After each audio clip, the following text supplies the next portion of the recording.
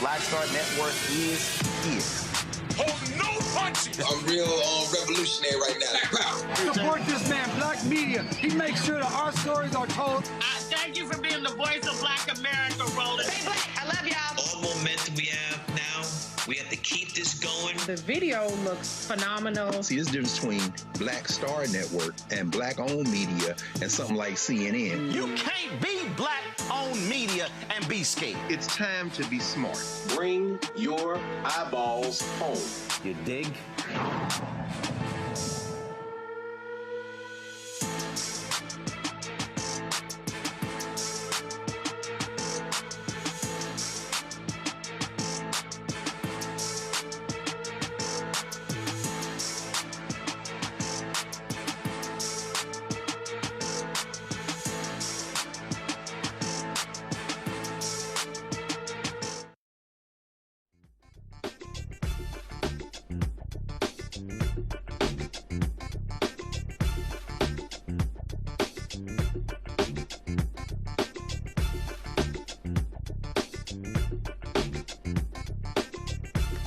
Folks, today is Thursday, May 21st, 2026. Coming up on Roland Martin Unfiltered, streaming live on the Black Star Network. A possibly innocent man was spared from execution in Tennessee after executioners struggled for over an hour to establish an intravenous line.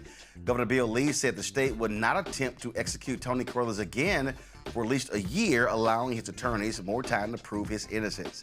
Democratic National Committee has released the party's autopsy on the 2024 election following significant pressure to do so. What does it show? Lots of different things. They blame Biden's White House for not doing more with Vice President Kamala Harris, but also shows you a lot of white strategists got millions of dollars. Very few black people. We'll talk with Vice President Harris's former communications director, Ashley Etienne, about this issue. Black Men Vote has published a new poll indicating an engagement gap among young black men in key states ahead of the 2026 midterms. I spoke with South Carolina Congressman Jim Clyburn about his state's efforts to eliminate his congressional seat, and also we talked about the importance of 18 and 39-year-old voters getting out to vote. In the race to fill Senator Mitch McConnell's seat, Congressman Andy Barr will face former State Representative Charles Booker. Booker will join us on the show. Plus, in tonight's Shop Black Star Network segment, will feature a college project that's now bringing flavors from the South American country of Guyana directly into American kitchens. It's time to bring the funk on Roland Martin Unfiltered on the Black Star Network. Let's go. He's got it. Whatever the miss, he's on it. Whatever it is, he's got the scoop, the fact, the find. And when it breaks, he's right on time and it's rolling. Best believe he's knowing. Putting it down from sports to news to politics. With entertainment just for kicks, he's rolling. It's on go, y'all. It's Roland Martin, yeah. Rolling with Roland now. He's funk, he's fresh, he's real, the best, you know he's Roland Martin now.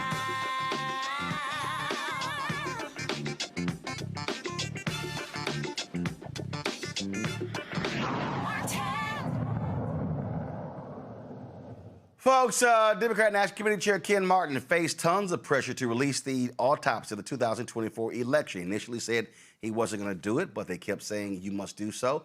So he did. The 192-page report outlines various issues that plagued the Democratic Party during the last presidential election. Some of the problems include messaging that created tensions with key constituencies regarding the economy, delays in organizing voters on the ground, and lack of alignment between the party's primary super PAC and then Vice President Kamala Harris's campaign. President Joe Biden and his political team, they were not spared. It also showed the massive amount of money that white Democratic strategists keep getting, and not a lot of black folks on that list. Ashley Etienne, former communications director of Vice President Kamala Harris, and Speaker Nancy Pelosi joins us right now in the studio. Glad to have you here. We talked about this here. You said that it needs to be released. And so what do you make of what they dropped? Well, I think it's a complete failure of leadership on the part of Ken Martin. He had a choice. Instead of releasing a forward-looking document that laid out a strategy to address the bleeding support among black voters, the growing trust gap among black voters that we're seeing, to your point, you talked about the survey there. Instead, what he did was he released a report that was half-baked, that he critiqued. And he did it in order to save his ass rather than to actually lay out a vision for this party moving into the 2026 and the 2028 election to address some of the biggest, what I like to call the three-alarm fire that we're seeing within the Democratic Party that's not being talked about, again, which is that we're dealing with an identity crisis, we're bleeding support among our base voters, and we're not innovating in a way that sufficiently engages and mobilizes our key constituencies. That's why it's a failure, because Ken Martin made this whole report about Ken Martin. Meanwhile, democracy is failing. Meanwhile, black people are suffering the burdens of the failure of this particular party. 600,000 black women are out of a job, 8.5% unemployment, 400 years of black progress undermined in the last 2 weeks with the gutting of the VRA. He owes us an explanation as to how the money was spent. There's 600,000 black women, also 800,000 black men. Absolutely. Both those numbers are up, so we can't ignore that. But here's the deal here, and this is what also jumps out. What you just laid out, true. But what you also have seen, though, are Democrats that have been winning elections all across the country. Sure. So the problem is the positioning as if the party's on fire, but when you look at these individual races, they've been winning. Sure. And I think this is where the disconnect is. There's a difference between national party. There's a difference between national party. When you start talking about presidential, Senate, and House, and then we start talking about local races, mayoral races, state races, where Democrats have been winning. And so those candidates have been crafting their own messaging, doing things their own way. So you got to explain how Democrats have been winning seats, picking up seats that Trump won, but then what is being said nationally. That's two different stories being told. Absolutely. And so if you read the report, if you read between the lines of the report, what it says is that we have been winning elections despite the strength of the Democratic Party, despite the strength of its message, despite the strength of its infrastructure, that really what we're seeing is Republicans are losing elections. We're not winning elections. The Democratic Party now is polling at 28%. The lack of confidence within the Democratic Party is striking. But hold on. I got to stop you there, but let me make one more point, though, Roland. That's national. Okay, but let me make one point. So the polling is really how they feel about Schumer and Jeffries and not local. So when I talk about the black community suffering the burdens of the failure of this party, it's national. What we're seeing right now, the 600, 800,000, 8.5% unemployment, VRA, that's a national issue. Right. So it still matters nationally. The other reason why it matters is your viewers have to understand that this is a business, okay? It's an $8 billion business annually. And black folks get less than 1% of that money. Yes. So we're not investing in building black political power, which is why you're seeing the bleeding of black support, which is why black men are voting for an all-out races in double-digit numbers. We're also not innovating. We're not making investments in black media. We're not making investments in black influencers and black consulting firms. We're not making those types of investments that would equal out to better electoral outcomes for black people. So wherein we might be winning locally, we're failing nationally, which is having the biggest impact on black people. But this is the whole point. And so we have to focus on that. I understand that. We should never let the party off the hook. I'm not letting them off the hook. Yeah. But here's how I see when we look at these things. Sure. There's a difference between what regular and ordinary people are saying, doing out there, and then what's being said in D.C. and New York. Absolutely. It's a totally different deal. Absolutely. And so anytime I see those polls, anytime I see the dude on CNN, he's like, oh, my God, look at Democratic polling numbers. And then you go, but they won this mayoral race, they won this county commissioner race, they won this state race, they won this state race. And so what I think is happening is, look, every time I talk to Nikki Fried, her whole deal is, okay, whatever y'all doing in D.C., go right ahead. Sure. We're going to execute a different strategy here. And I think what you've seen are folks say, we're not getting the leadership that we think are deserving from national, so we're going to run this the way we think we should run it.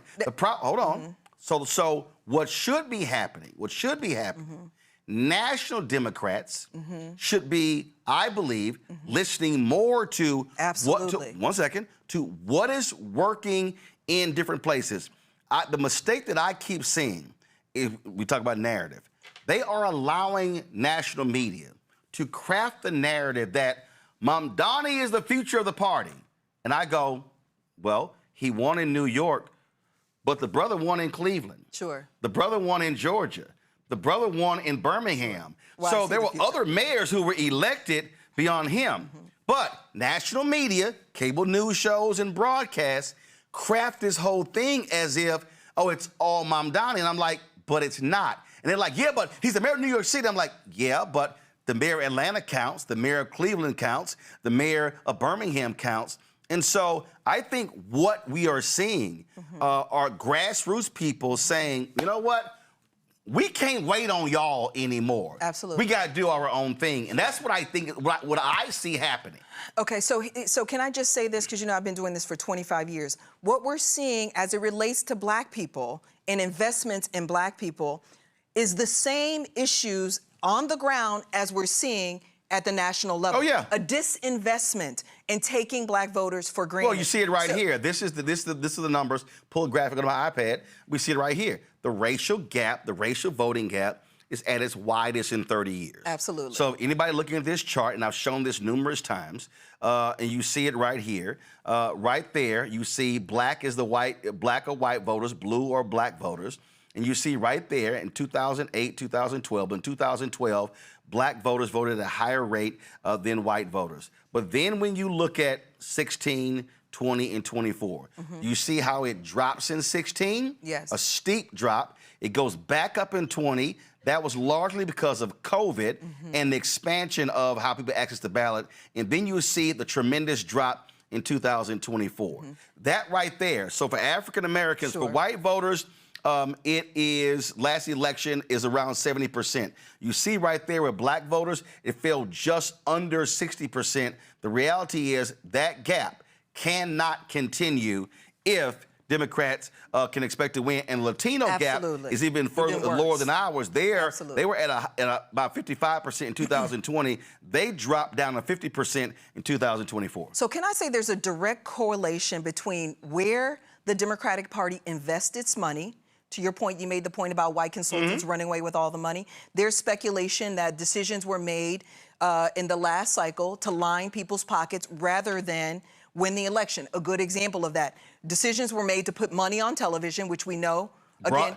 broadcasting to cable, linear, as opposed to digital and on the ground to do massive get out the vote. And the reason why is because people at the highest level got kickbacks from putting the money on television. Well, for people who don't understand the game, those consultants, their fees come from media buys. They don't get the same fees if you're putting it on the ground in Philadelphia to turn out black voters. So the strategists, what they do is they tell campaigns, no, TV, radio, TV, radio, because that's where they make their money. And so my point is there's a direct correlation between who's making the money, who's making the decision, and black electoral outcomes. Oh, yeah. There's a direct correlation. And so my point is we've got to do exactly what Vice President Harris said recently when she was at NAN. She said that black voters need to become more transactional. And I firmly believe that. And so in this moment, on the heels of this particular report, my recommendation to us would be to coalesce black power to ask these very hard questions, which is, how was the money spent? Where was the money spent? Why are we not making strategic investments that are innovating how we engage black voters? To your point, the reason why we're bleeding support among black voters is also because we don't have any level of intimacy with black voters. We wait until the 11th hour consistently. And the report consistently says this, consistently waiting to the 11th hour to engage black people, and then what we do is we straddle them with obligation. And the report talked about that. Exactly. And in fact, you talk about the numbers. So go to my iPad. This is a graphic from you see combined IE spending, independent expenditures. So the top 30 payees from both parties account for 74% of the total IE.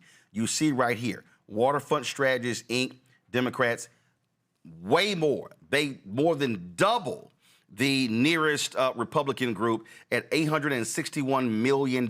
So Waterfront Strategies got 23% of all the money over a 12-year period. Across the ecosystem. So they got 861 million.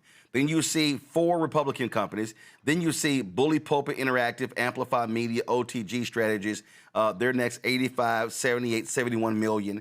Then you go down, Targeted Platforms, C+, Gambit, Great American Media, in Wavelength, Sage Media, MVAR Media, Bernie Consulting, SKDK, Knickerbocker. And the reality is, none of those are black firms. None of them are black. Very few of them, very few even have a black principal. And so what then happens is when the decisions are made, listen, we're not at the table. They nickel and dime. And I can tell you there are a couple of firms on here I see who contacted me and came at me with small amounts of money. And I was like, I'm not doing that. You want me to run ads for how long on my platform? I remember one of these firms offered $8,000 and they wanted ads run for like 2 weeks. And I'm going, are you crazy? And then one time it was $10,000 and they thought that lasted like 45 days. I was like, are y'all crazy? Put it in context. How much are they spending on? Right. No, that's what I'm saying. And so when you got these yahoos out here, the only reason people know how much I got in advertising because I refused to deal with these firms because they were nickel and diming. I said to the Harris campaign, if you're going to take out advertising, then you need to pay me direct because I'm not dealing with those firms. One of these firms, literally, I got the email. They wanted me to sign an NDA before I even discussed what the potential ad buy. I said, I'm not signing an NDA. And so these are the games that they actually play with us. And so when you had these black people like, well, you got $350,000. I'm like, the total black spend, the total black-owned spend was $22 million. That's all black-owned media. The total from the campaign alone, they dropped some $600-800 million. We ain't even talking about that PAC where they spent some money as well. So these black folks are tripping, and I'm like, $600 million from the campaign. Black folks, black-owned media got 22, and I even had some black people say, you shouldn't even get advertising. You should be doing it just because. And I'm like, I'm sorry, Comcast, Disney, Sinclair, Tegna, Nexstar, iHeart, Cumulus, none of those media companies run ads for free, but some of y'all want black-owned media to run stuff for free. That's stupid. But my point is the reason why this is outrageous and we should be outraged by these numbers is because we, again, are bearing the burdens of the failure of this party. These decisions that are being made, okay, they're on our back, okay? Again, should I run through the numbers? 8.5% unemployment, VRA gone. Right. We no longer have voting rights. This is why this party owes us an explanation. But this decisions. report does not even name names. Part of the deal is the white, we got to say what it is. Sure, the but white this Democrats, is actually, let me just the tell white you, strategists who control the apparatus. Absolutely. And let me tell you, I've been in the party for 25 years. It's the same 5 to 8 people that make all the strategic decisions and that make the money at the end of the day, okay? And are not held accountable for their actions. Including the few black people who are in the room who are not speaking up even louder. Okay, I don't even want to get into them because that's a whole nother but my level whole of point betrayal. I don't even. You're right. I get it, but my point is it's a level of betrayal. But my point is, if we gonna call it out, we call it out. Yeah, we got to call it out. And so what I'm saying is we need to, on your show, you've got the power to do it. We need to I've been doing it for years. I know, but I'm just saying we need to coalesce and demand that the party answer these questions because, again, white people, these white consultants aren't affected the way we are. Right. They're buying boats in the third houses, okay? Meanwhile, we can't even eat. Meanwhile, we don't have voting rights. We're trying to figure out what are we going to do across the South, and that's where the migration of black voters are headed. So they owe us an explanation. And so before Ken steps down, because I do believe he's likely going to step down, he and the party owes us an explanation, and we need to demand it. As Vice President has said, we need to become more transactional, become clear-eyed that this is a business and the whole party rides on our back, and somehow we are bearing the cost of their poor decisions to line their pockets and not win the election. Well, that also has to happen when the African Americans who are also players in the party, meaning those CBC members, meaning those black delegates, meaning those black mayors. Because what often happens is they're making requests as opposed to saying, no, we ain't moving. I'll never forget 2016. Fudge, Congresswoman Fudge. Sure. It was a story in the New York Times when she called out the Hillary Clinton campaign. This was in October, way too late. But she was like, "Yo, y'all want us to volunteer?" It happened in 20. It happened in 24. No, but I'm giving same story. I'm giving a specific example. Okay. She called them out. She said, "Wait a minute. Y'all want us to volunteer, but they're getting paid." Sure. And my whole deal is that's not an October conversation. To me, that's a January conversation. That's the previous December. Right now, we know this is a now we know the midterm is 2026. It should be happening now, and the conversations for 28 should happen the day after the midterm is over.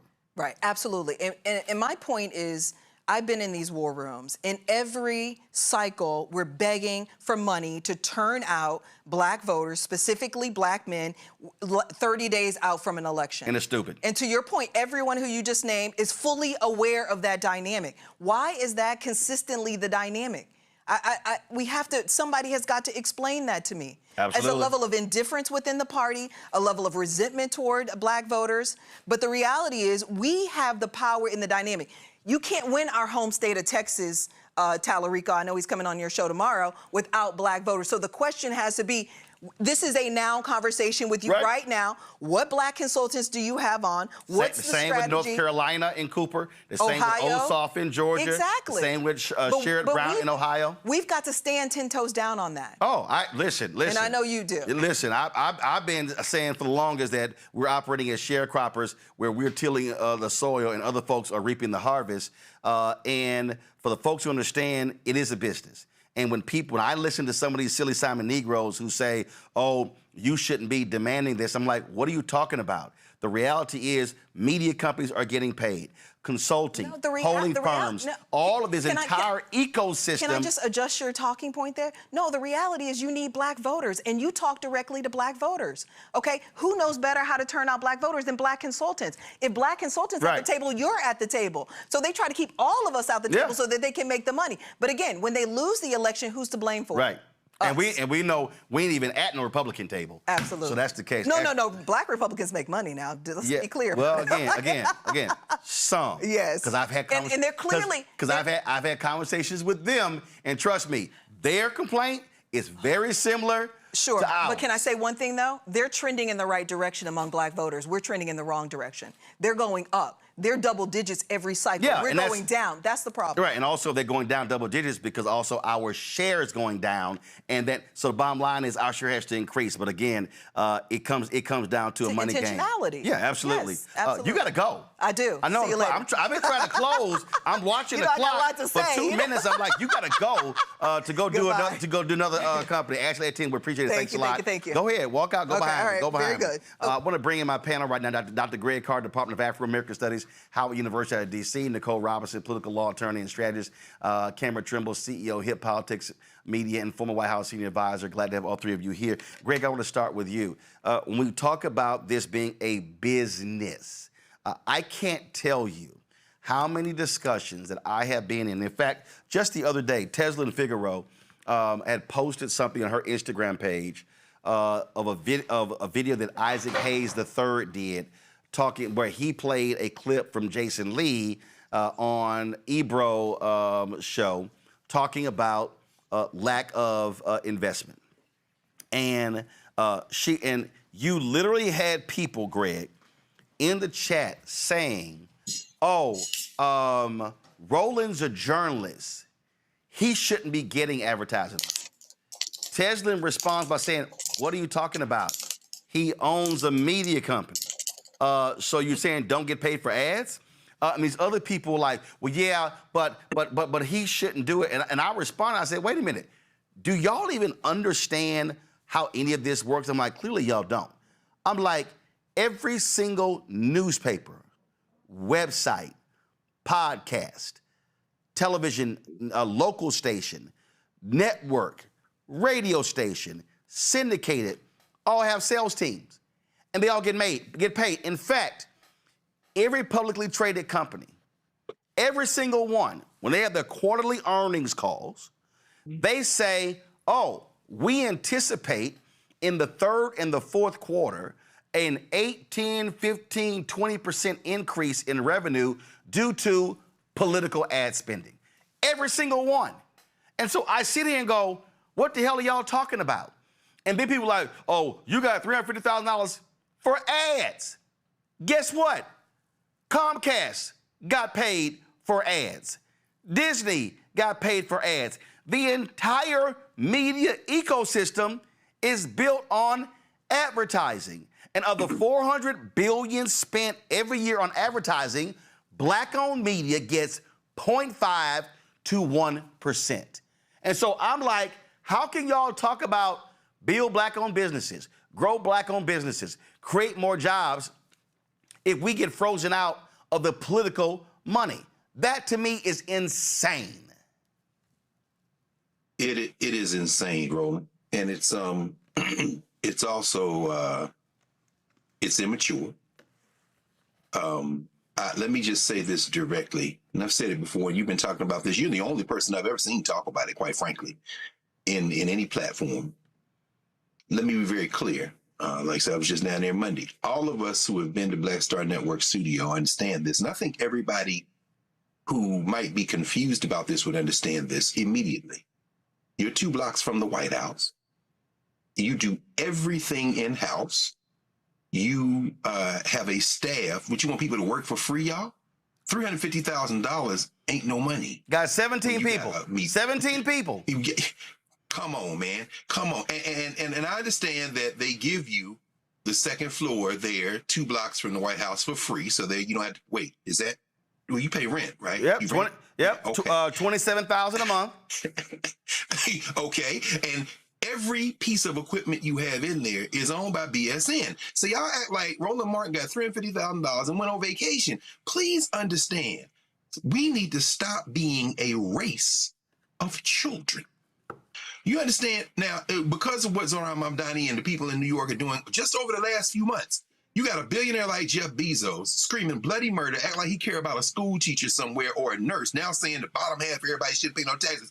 They got the billionaires running crazy because the only thing these people in this capitalist country care about is money. And unfortunately, we find ourselves, as we just heard Ashley say, and as you all were talking about, in an impossible situation where we have to determine for ourselves what is in the best interest of our liberation. When you went to Montgomery, I was just talking to some folks with the Fred Gray Institute in Montgomery earlier this week. And I said, there was no footage anywhere that has been shown. Your staff was saying this to me when I was down there Monday. There's no footage anywhere that's been shown covering that all roads lead to the South convening, except yours, because you're the only person on the ground. And that was invaluable. We're going to look back in a few months and say that moment in Montgomery in many ways was the starting gun. And we wouldn't see anything about it except a few clips from some local news in Montgomery had not you been there. And now you're sending Roro-mobiles to other places to do this. I just want to understand from anybody who would criticize you, instead of getting $350,000, it should be $3.5 million or $35 million, where you could really open up. I want to know from any critic, what do you think Roland is doing with the money? And then we dance, because every time you talk about money, man, you take it down to the penny like we're all some kind of way your internal audit system. It just doesn't make sense, brother. I sit here and try to walk people through this nonsense, Cameron. And when you look at this report, the report covers a number of different things. It talks about how the Harris campaign wrote off rural America, really focusing on suburban voters. Well, guess what? We talked about this on the show. When we went to North Carolina, we specifically did not go to suburban areas. We did not go to Raleigh. We did not go to Charlotte. We literally cut the map in half and said, we're going to be in East North Carolina, the Black Belt. When we went to Georgia, covering the Warnock race in 2022, we didn't do shows in Atlanta. We did shows in other parts of the state, knowing full well that's where other black folks are. And so what people have to understand when you examine this report, and it was messy, it's all over the place, and I absolutely agree with Ashley, there should be a vision pointing forward. And I'll be honest, when they wanted him to release this report, I thought it was a stupid time to release it then because it was in the middle of the shutdown. Democrats had Republicans on the run, and I said, why in the hell would you switch the story and the narrative and when you sitting here winning it? That was just dumb. And so that's the other thing I think, Cameron, for a lot of these Democrats, especially these people in D.C. who were pounding the table to release the report. I'm sitting there going, do y'all even pay attention? Do you even read the room? So we know how white media works. They were going to be wall to wall on the DNC autopsy report, playing the blame game. And so Democrats have a knack for snatching defeat out of the jaws of victory. Cameron? Cameron, if you don't hit that damn mute button, I don't how the hell your ass run a digital media company and every week you on mute? Can y'all, is it us or him? Cameron, it's you. Cameron, fix your little system. Nicole, I'm gonna go to you. Look, this is not the time for the Democratic Party to be infighting. Our rights are getting stripped away every single day. And for the Democrats sitting at home reading the headlines about this report, they're feeling hopeless. They're feeling like the Democratic leadership is not going to be able to get it together by the midterms. I mean, they're releasing reports without sources, without citations. Like, this is ridiculous. But, I mean, I do hope that Democratic leadership pays attention to the findings in this report because although the midterms are coming up pretty soon, there is still some time to pay attention to the voters that have been neglected for years. We cannot let anyone sit this out. And so the Democratic Party truly needs to get it together well before the midterms because we don't have time for 30-day runs to try to capture more voters. We need to start working on these issues now. All right, Cameron, you finally got your situation together? I did, brother. Can you hear me now? Yeah, we can hear you now. A couple things that just some disclosures. One, I was definitely interviewed twice for this report, and I think everybody who is on the inside and understanding, as at least at the national level, who've been involved, understood this report was coming and had gotten previews and heard a lot of whispers as early as last summer about some of the things that came out in this report. And then two, specifically, and this is, I think, how our relationship really advanced in 2020, when I was the National Director of African American Paid Media and Advertising, we did a lot of direct negotiation and understanding, and there was a lot of education you gave me coming into that process. And something that this report showed me and also knowing those numbers, the 2024 election cycle, Biden and then switching over to Harris raised almost $1 billion more than we did in the 2020 election cycle. But I can proudly say that me, as a person who had the decision-making power to run the paid advertising program, I still hold the record for the largest amount of spent on Black-owned media, even though the campaign after us raised almost $1 billion more. And let's be real clear, that record was paltry. I mean, the amount was still, the fact that it was a record and the amount was paltry. Because with a lot of viewers and just giving insight into how a lot of this works. And let me say this here, Cameron, you right there, I ain't got a problem saying it. When the Biden folk, in that campaign, they initially came out 20,000. I was like, you out your mind. Then they came back at 100,000. You out your mind. 200,000. You out your mind. 300,000. I wasn't running ads from September to November for no $20,000. I know my worth. I know what other people pay. And it was like, I know what they also pay out. I'm like, here's the number. And I said no. And then even when we signed agreed to 300, I still called them out after they did. And people called me like, man, what's wrong? I was like, because the 300 was bullshit. I mean, I must call it what it is. But again, white media don't have to do that because they get millions. Millions. And one of the things that I think, because I'm running through a lot of that for your viewers, because as a person who has been on the other side of that and had to make those decisions or had to sell those inside the building, in addition to working with so many different media companies, what often happens here what often happens here is they look at raw numbers and they also don't look at impact or cultural impact. When you start thinking about the impact that you in several Black-owned media, and this is the Black-owned media space has only matured in the last 4 years between 2024 and now 26, with so many more digital outlets. At that time, you really just had yourself.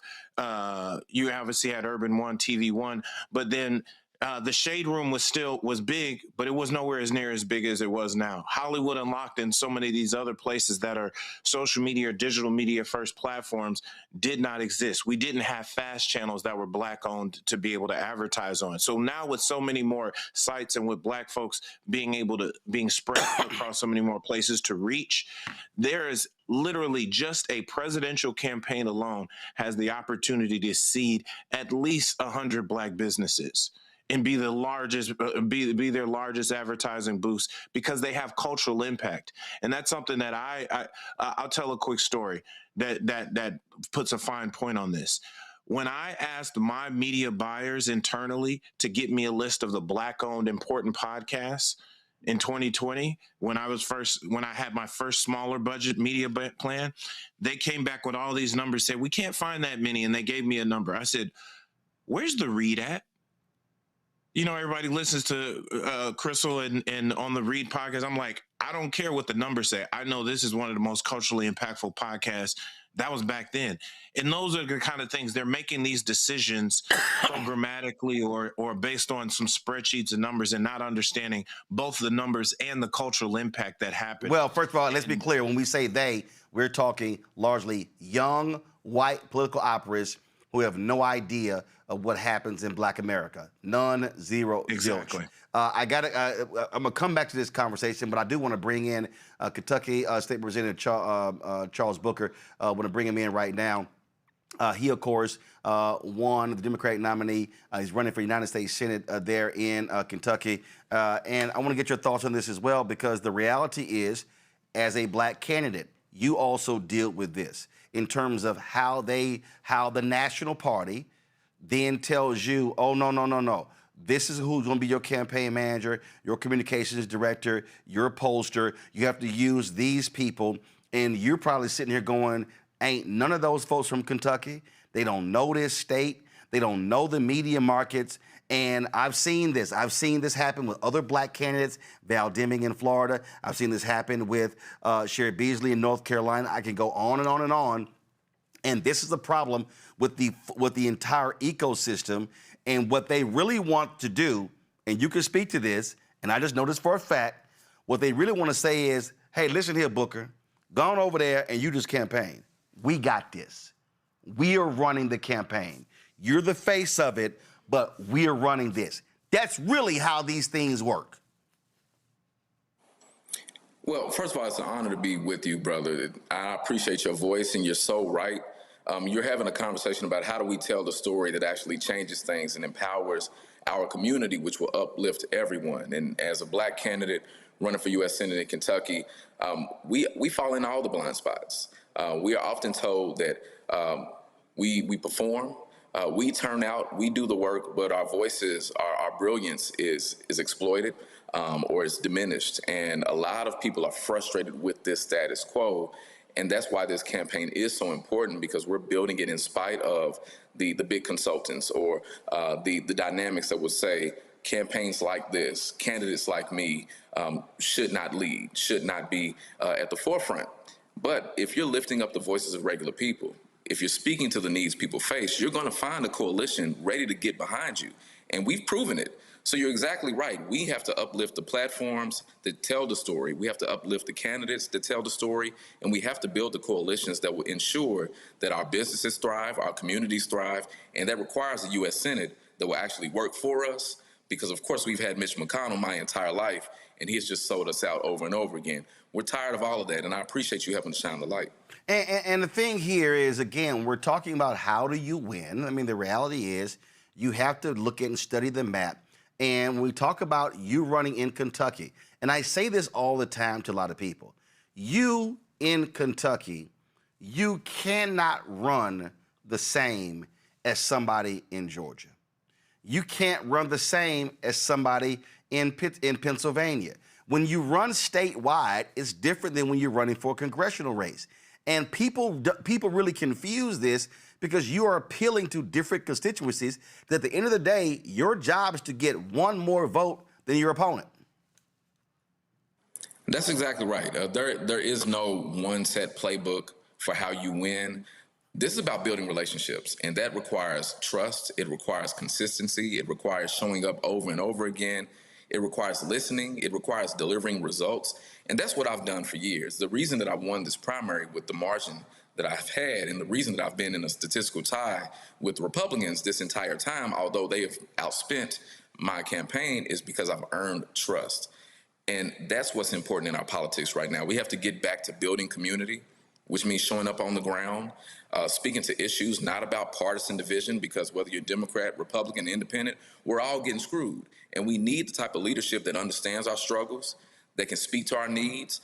And that's why my candidacy, I believe, is so critical and is inspiring so many new voters, because I come from the hood. I come from the struggle. Food stamps and free lunch. I'm a type 1 diabetic, had to ration my insulin to feed my girls. I've lived a lot of the stories Kentuckians know well. And it's because of that, they see the policies I'm fighting for, and they know I really believe what I'm standing on. And that's why they're coming into this campaign in droves, and it's why we're going to win this race. But you're exactly right. So let's talk about how do you win. Last time around, you lost to Amy McGrath. This time around, you beat her. When you ran against Senator Rand Paul, 2022, you lost by 24 points. That's huge.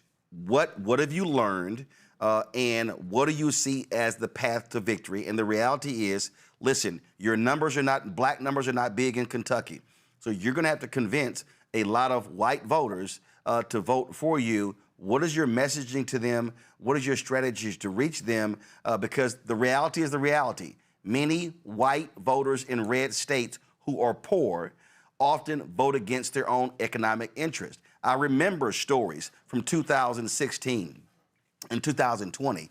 There was a woman in Kentucky after the 2016 race. She said, "Oh my God, I'm so happy Trump won, and I'm glad he's going to get rid of Obamacare, but he bet not touch the Affordable Care Act." And I'm sitting there going, "You have no idea it's the same." I see Scott Jennings on CNN touting Kentucky, but I look at those numbers of the people who are on food assistance, who are on Medicare and Medicaid, huge numbers in Kentucky. How are you going to flip those people and convince them to vote for you, a black male Democrat? Well, you know, some of the reason that we are going to win this race is actually Donald Trump. Honestly, and everything that you said is right.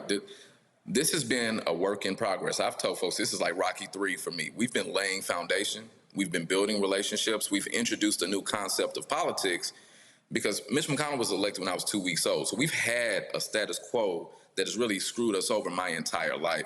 And a lot of folks have just concluded things won't change because they've been the same for so long. So showing up in community over the years, I've been able to build trust. But one of the things that's really important right now, people ask, well, what's different for you, Charles?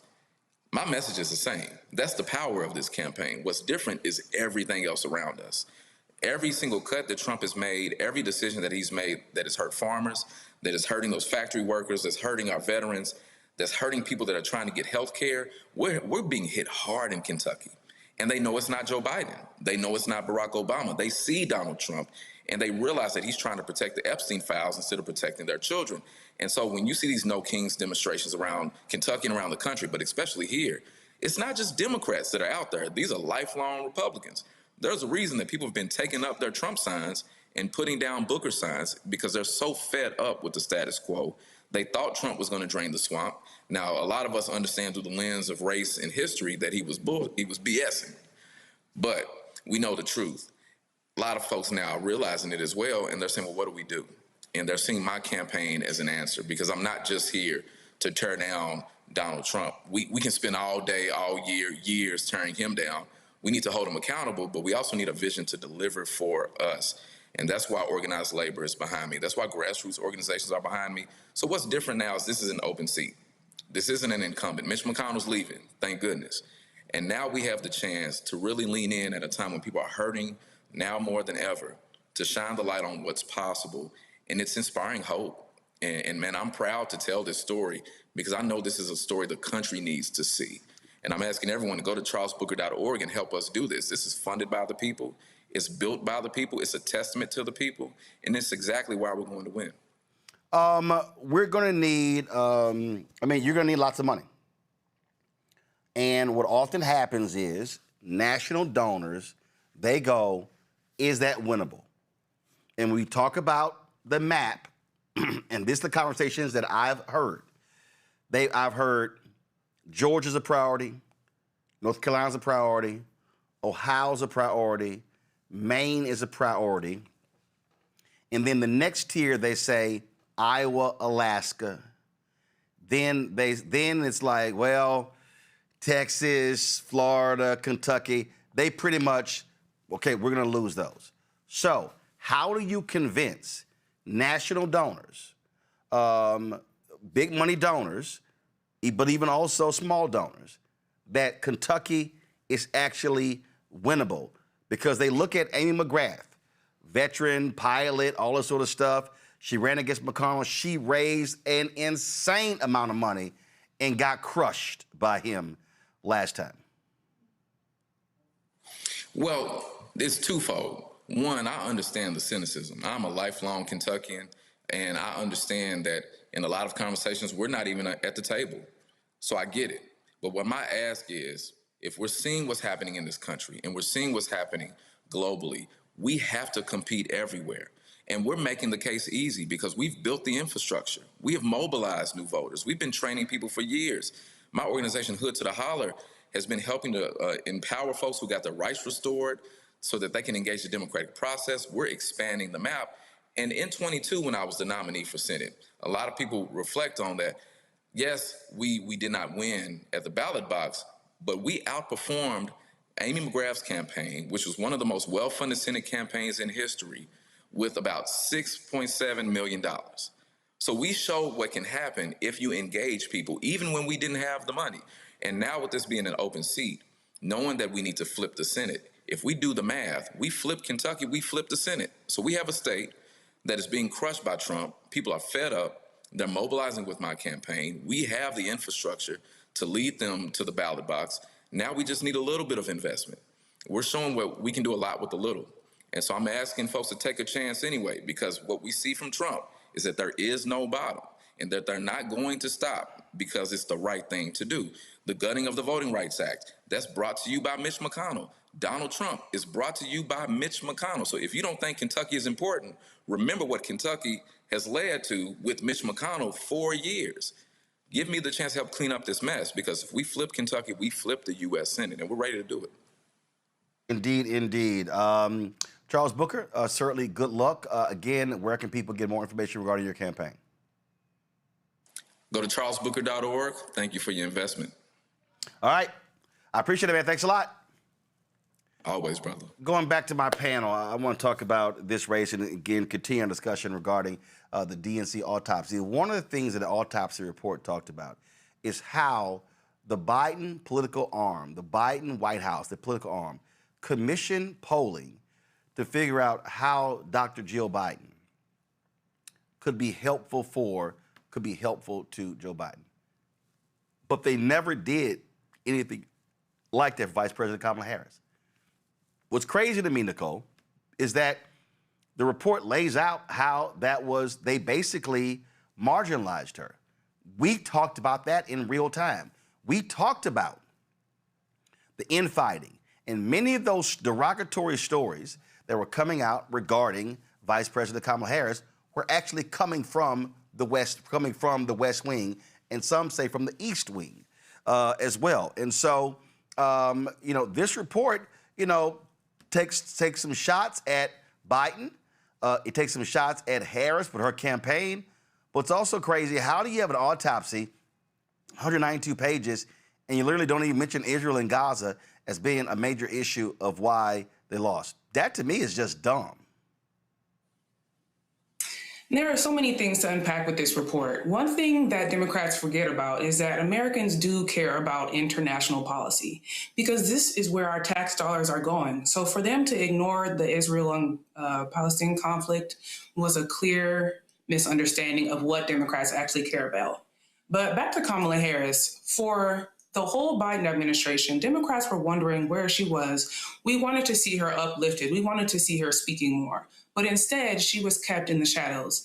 And then we have President Biden stepping down very late in the game and only giving Kamala Harris days to campaign, which is unprecedented. She did not have the support that she needed from Nancy Pelosi, President Biden, and I'm glad that this report was honest about that because a lot of Democrats try to hide from that. Hopefully, Democratic leadership can take something away from this in the 2028 elections, but we also need to be focusing on what we can do in the midterms. So this report, as juicy and salacious as it is, we need to use the findings now so that we can win in November. Cameron, that really is the point. Ken Martin released his own statement regarding this particular report. And he shared it with the public, and I'm going to read that for you. Give me a second. And I think Ashley's on the money where he still has to articulate really what that vision is moving forward. What he said was, when I was elected DNC chair, I commissioned an after-action review of the 2024 election that I wanted to be honest and transparent and with actionable and specific takeaways for the future of the Democratic Party. When I received the report late last year, it wasn't ready for prime time, not even close, and because no source material was provided, it would have meant starting over. I could not, in good faith, put the DNC's stamp of approval on the report that was produced. After last November's massive Democratic wins, I didn't want to create a distraction, but by not putting the report out, I ended up creating an even bigger distraction. For that, I sincerely apologize. For full transparency, I'm releasing the report as we received it in its entirety, unedited and unabridged. It does not meet my standards, and it won't meet your standards, but I'm doing this because people need to be able to trust the Democratic Party and trust our word. And Cameron, I'll say it again. I got no problem. I thought it was stupid for Democrats to release the report last November. They had, for the first time, again, when I looked at 2025, it took Democrats 9 or 10 months to really finally have a message. That began to crystallize during the shutdown.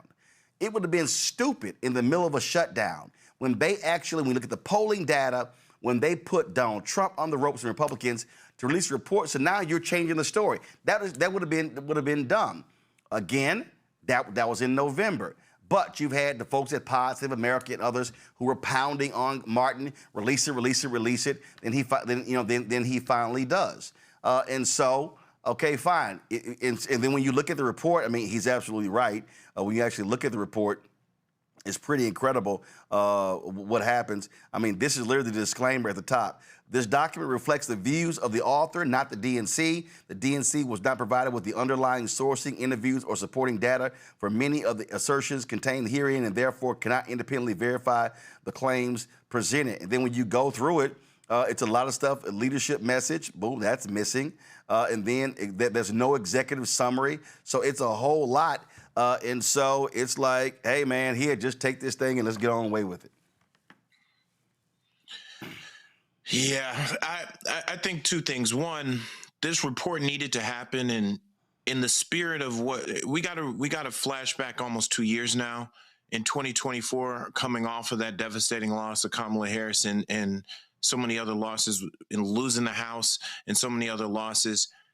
Everybody had heard all these huge numbers and all this money that was raised, and they thought we were there, and there was just a crushing defeat, and people wanted to know.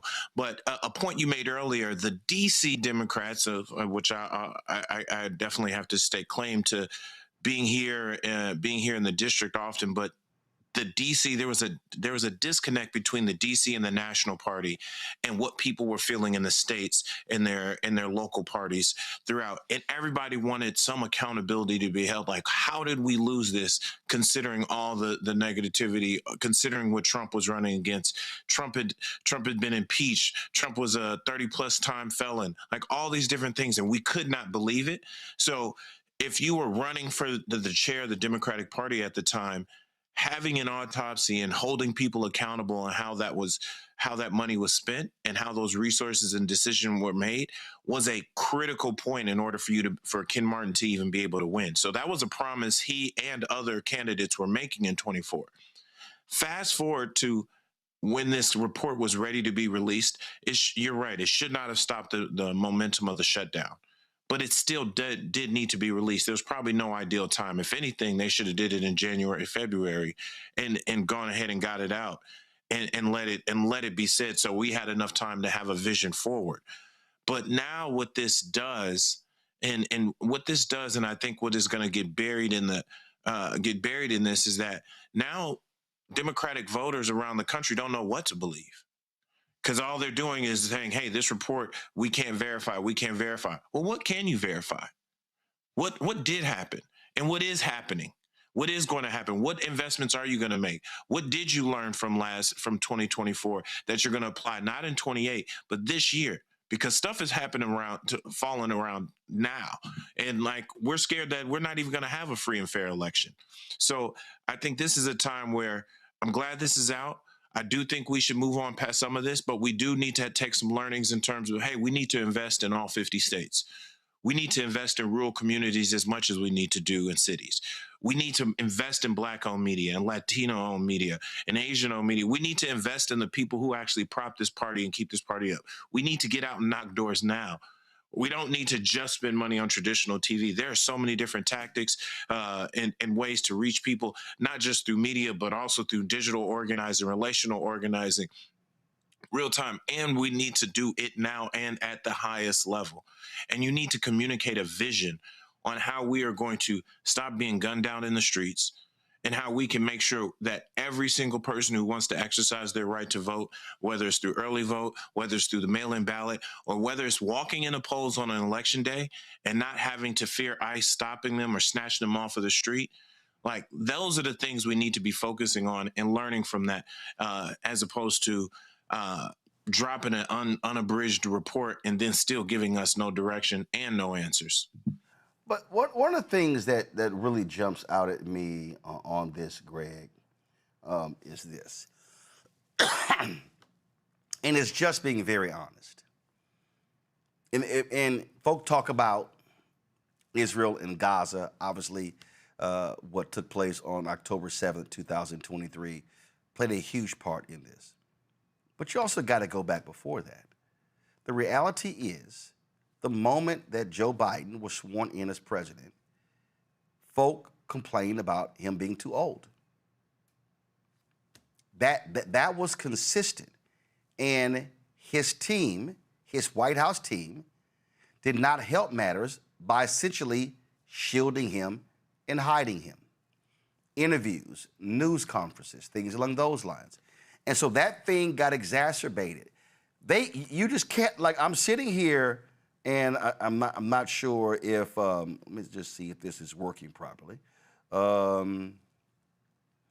I'm trying to type into the report how often age was mentioned. That was also part of the deal. Democrats cannot ignore the reality that how Joe Biden was perceived with his age was different than how Trump was perceived. And that was also an issue. So when your numbers are soft already, anything that happens is going to exacerbate it. And so that happens. So you cannot confront an election if you don't acknowledge that that was an issue. It's true. Roland, I do think, though, that circumstances have shifted since that election. Yep. I love what Representative Booker said. He said, my message has remained consistent. The circumstances around me have changed. And frankly, the Democratic Party apparatus is soft white nationalist compared to the hard white nationalists of the Republican Party.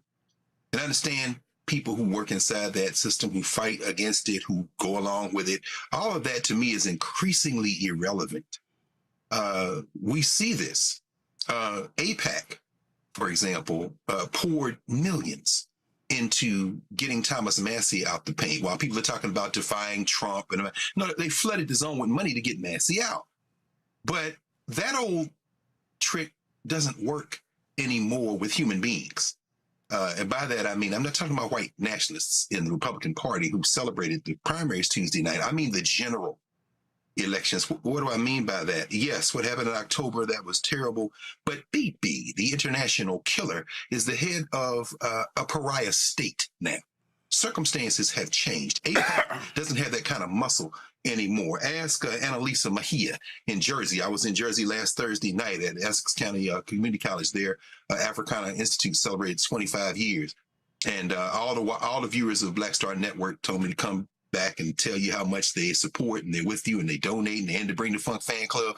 And those people went out and voted for Mejia, who had her path cleared because AIPAC dumped all this money in there and had unintended consequences. Ask Chris Rabb in the Pennsylvania 3rd, the impact of going with the Working Families Party, part of the coalition that Zohran Mamdani used. The Democratic Party is just a delivery system.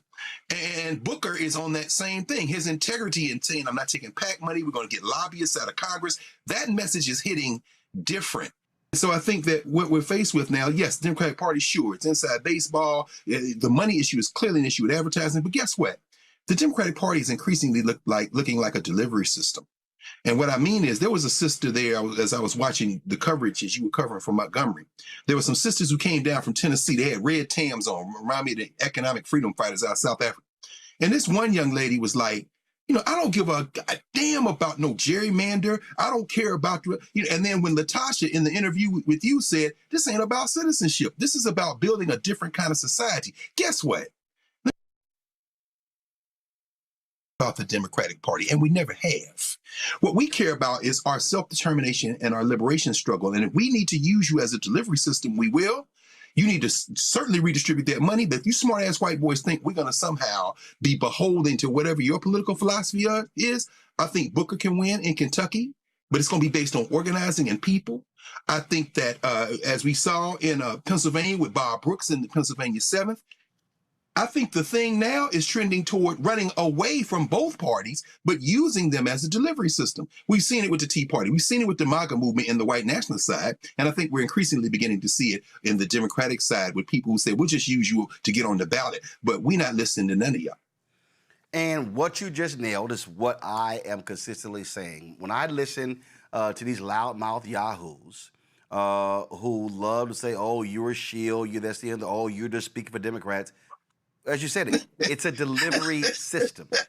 It's a delivery system. Yeah. And I'm not dumb like these loud mouths are. This is very simple. But when I was coming in, it's an increasing number of these silly Simons out here who are touting MAGA and saying, oh no, and then they want to use all the talking points, the Republicans into slavery, the radical Republicans, 13th, 14th, 15th Amendment, all that. They always skip over the lily white movement. And they go through all this sort of stuff like this here. And I always go, okay, but can you talk about 2026? Is Project 2025 an anti-Black agenda? Yes or no? If you want to convince me that the Republican Party is best, pull the panel back up. If you want to convince me the Republican Party is best for economics, okay, well then explain to me how the massive Black job losses have happened. Explain to me how in the last year of Bush, of Biden, Harris, Black-owned businesses got $10 billion, a record, in federal contracts. It was only 2%, so I'm not happy with 2%, but it was a record. It's 1.2% under Trump. So please explain to me how we have more money in our pockets because of Donald Trump.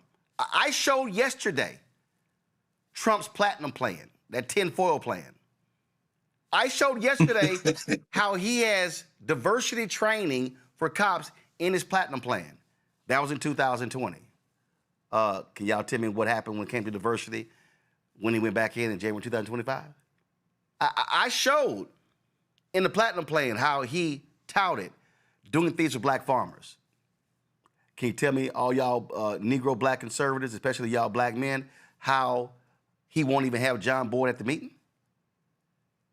See, we ain't gonna deal with emotion, okay? When Stephen A. says, I wish for one election, we all vote. First of all, that's stupid. Why would we self-lynch? Why would black people all vote for the Republican Party during an election to further disenfranchise ourselves? That literally is the Republicans would say, man, they got to be stupid. If you thought Trump was, when he said, thank y'all for not voting, they probably would say, they got to be dumb as hell. They voted for us and we screwing them over. That's stupid. See, so I'll debate any of these black conservatives, any of them, and we can go through the undeniable facts and say, is their agenda anti-black? It's undeniable.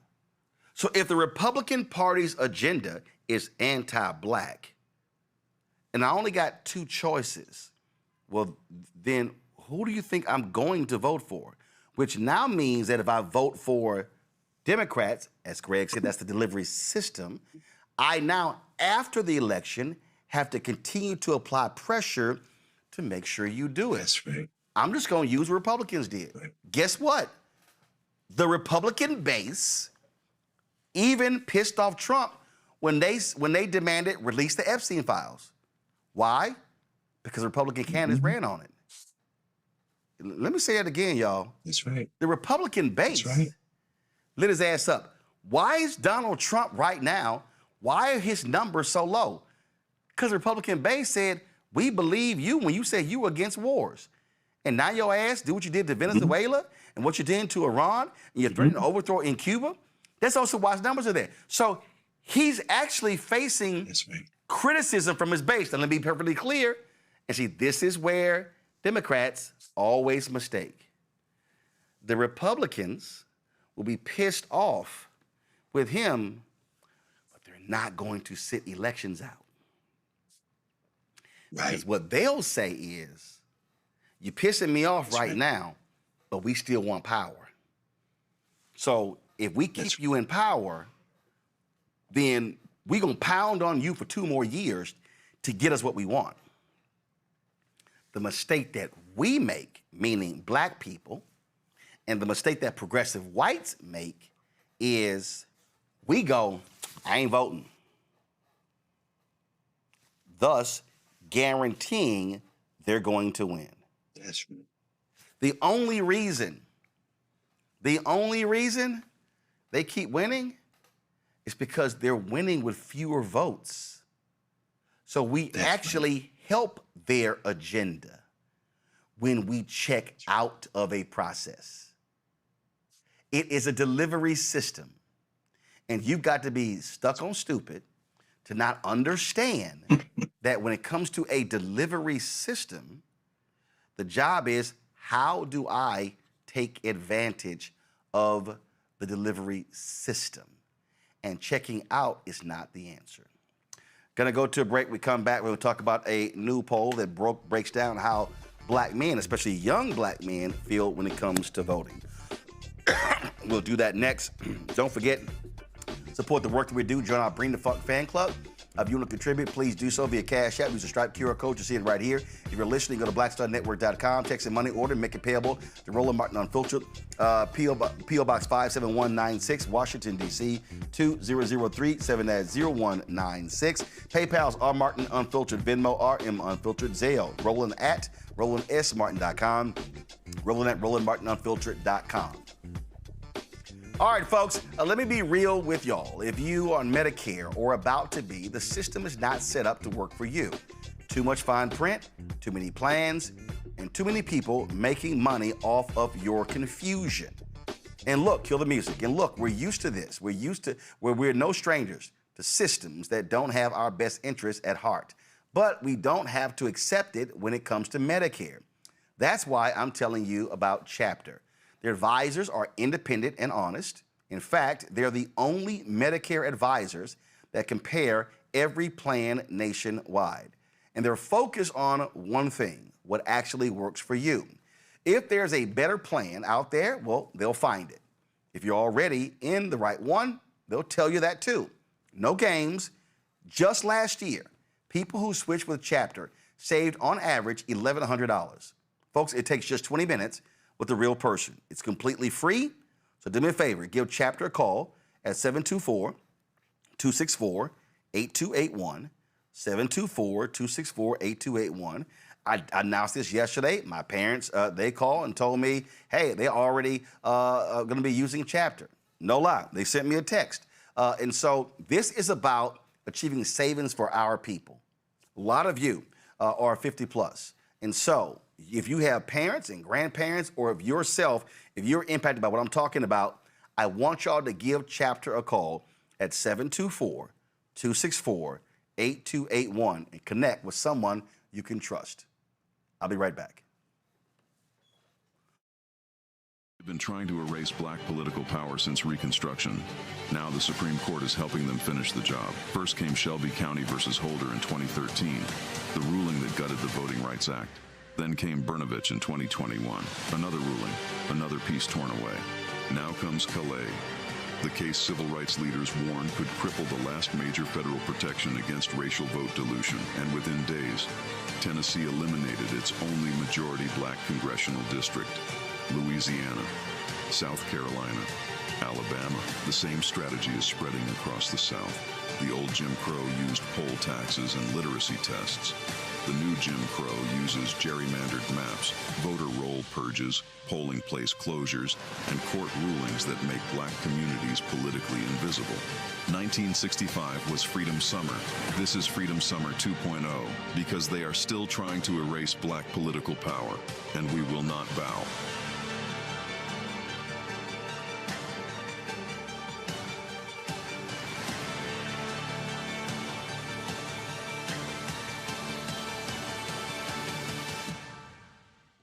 This is Bill Duke, and you're watching the Black Star Network.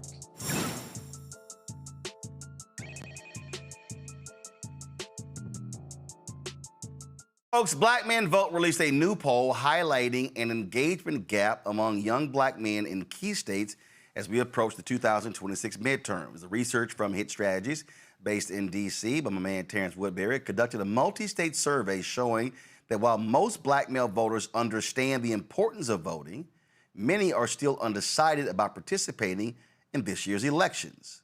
The findings are based on polling 1,636 black men ages 18 to 45 across Georgia, Michigan, Mississippi, North Carolina, Pennsylvania, and South Carolina. Michael Bland, Executive Director of Black Men Vote, joins us right now. Michael, glad to have you on the show. So, Roland, thank you, my brother. Glad to be here with you. Okay, so when we say they're not committed to voting, what does that mean?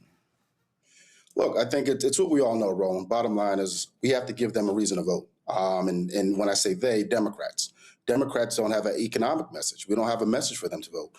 And the reality is 18 and 45, some of the messages that resonate with you and me don't resonate with the brothers between 18 and 45. It's just, one, they live in the biggest disinformation market that we've ever seen in our lives. And two, there's a relationship gap with our politicians that it just doesn't exist. And so they don't see the way that government benefits them, the way that this claim that democracy has benefited them. They don't know what democracy is. So, I think there's a lot of work that we have to do, but that comes from the disinvestment that we don't make into institutions that serve us, black men, black women, minority voters, right? There's a late game that we play.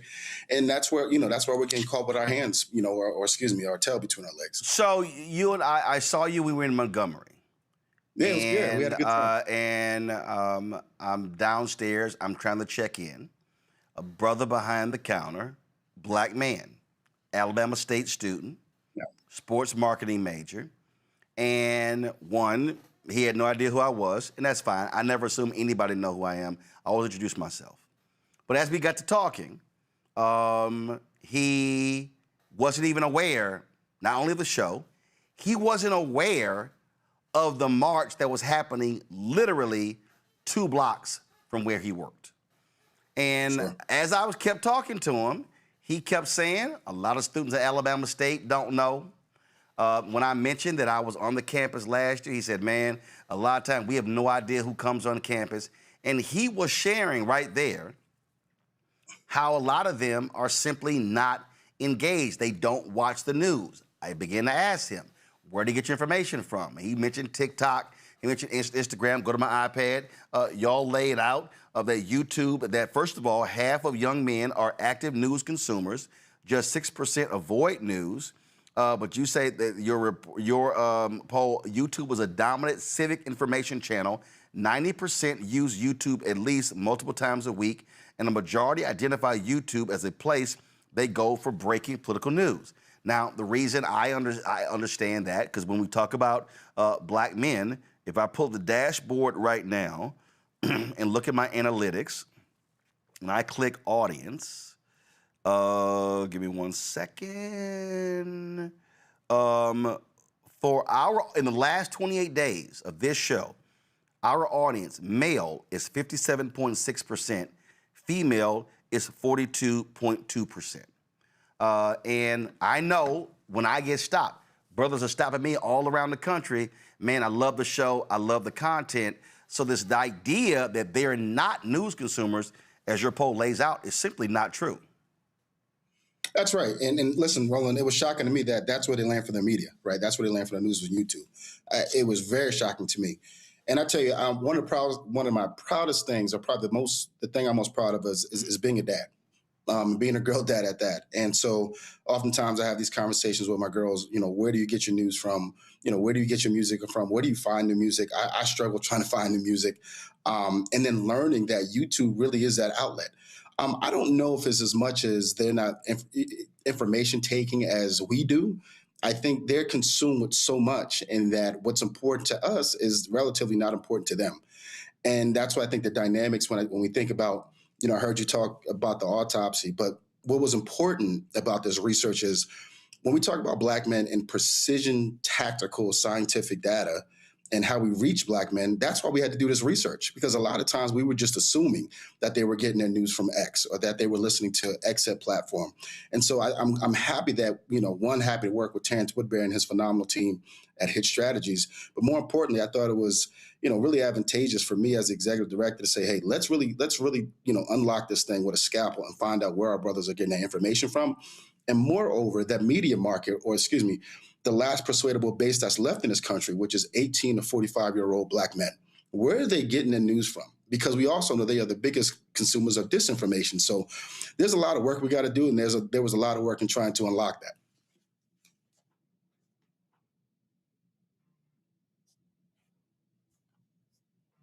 Identified 6 segments of black men. And so go to my iPad. Base Dems were the largest group, 31%. Millennials and Gen X Harris voters in 2024. High likelihood of voting in 2026. And I'm going to go actually by percentage. The next highest percentage were Trump voters, 19%. Trump voters in 2024, mixed likelihood of voting in 2026. Next was young supporters, 16%. Gen Z Harris voters in 2024, high likelihood of voting in 2026. Next was disengaged and demobilized, 13%. Voted for someone else, were ineligible to vote, or did not vote in 2024, 50-50 or lower likelihood of voting in 2026. Next, 12% voted for distrustful voters, voted for someone else, were ineligible to vote, or did not vote in 2024, high likelihood of voting in 2026. Then 9% of respondents, Harris voters in 2024. This was sympathetic but uncertain, 50-50 or lower likelihood of voting in 2026.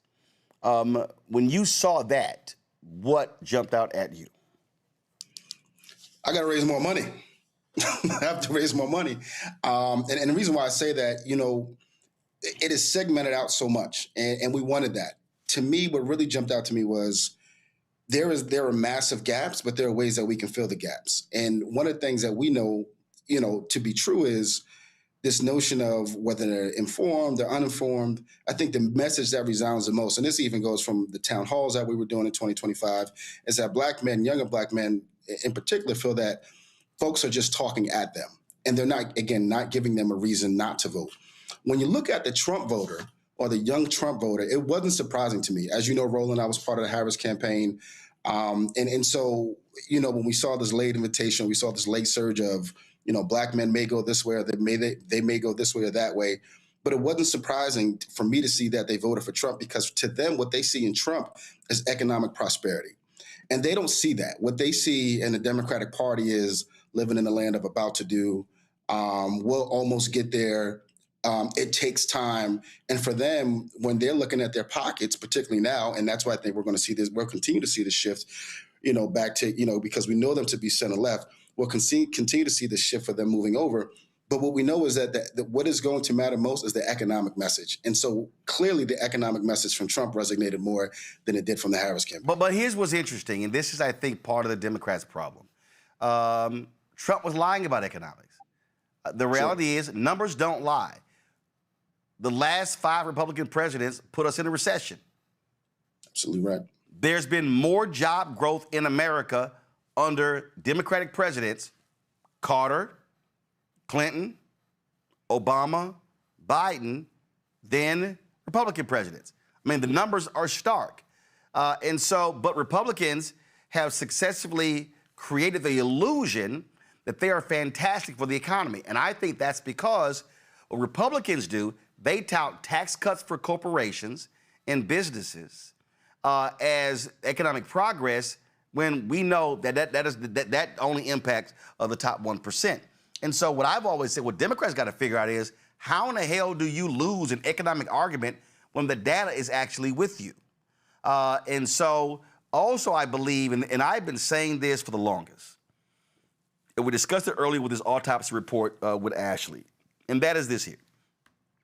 You cannot talk to black people in the final 2 months. That's right. And I got no problem saying this. In November 2023, when Vice President Kamala Harris hosted a dinner with black men, it was an off-the-record dinner. What I said, and I've said this publicly, so it's not like this is the first time I'm saying this. I said then, y'all must start in January.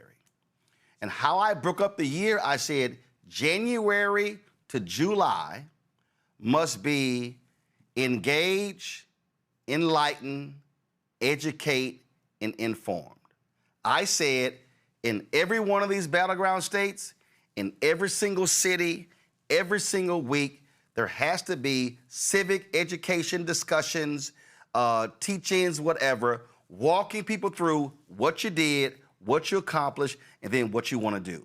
I said, and you got to be making that investment. I said, January to July.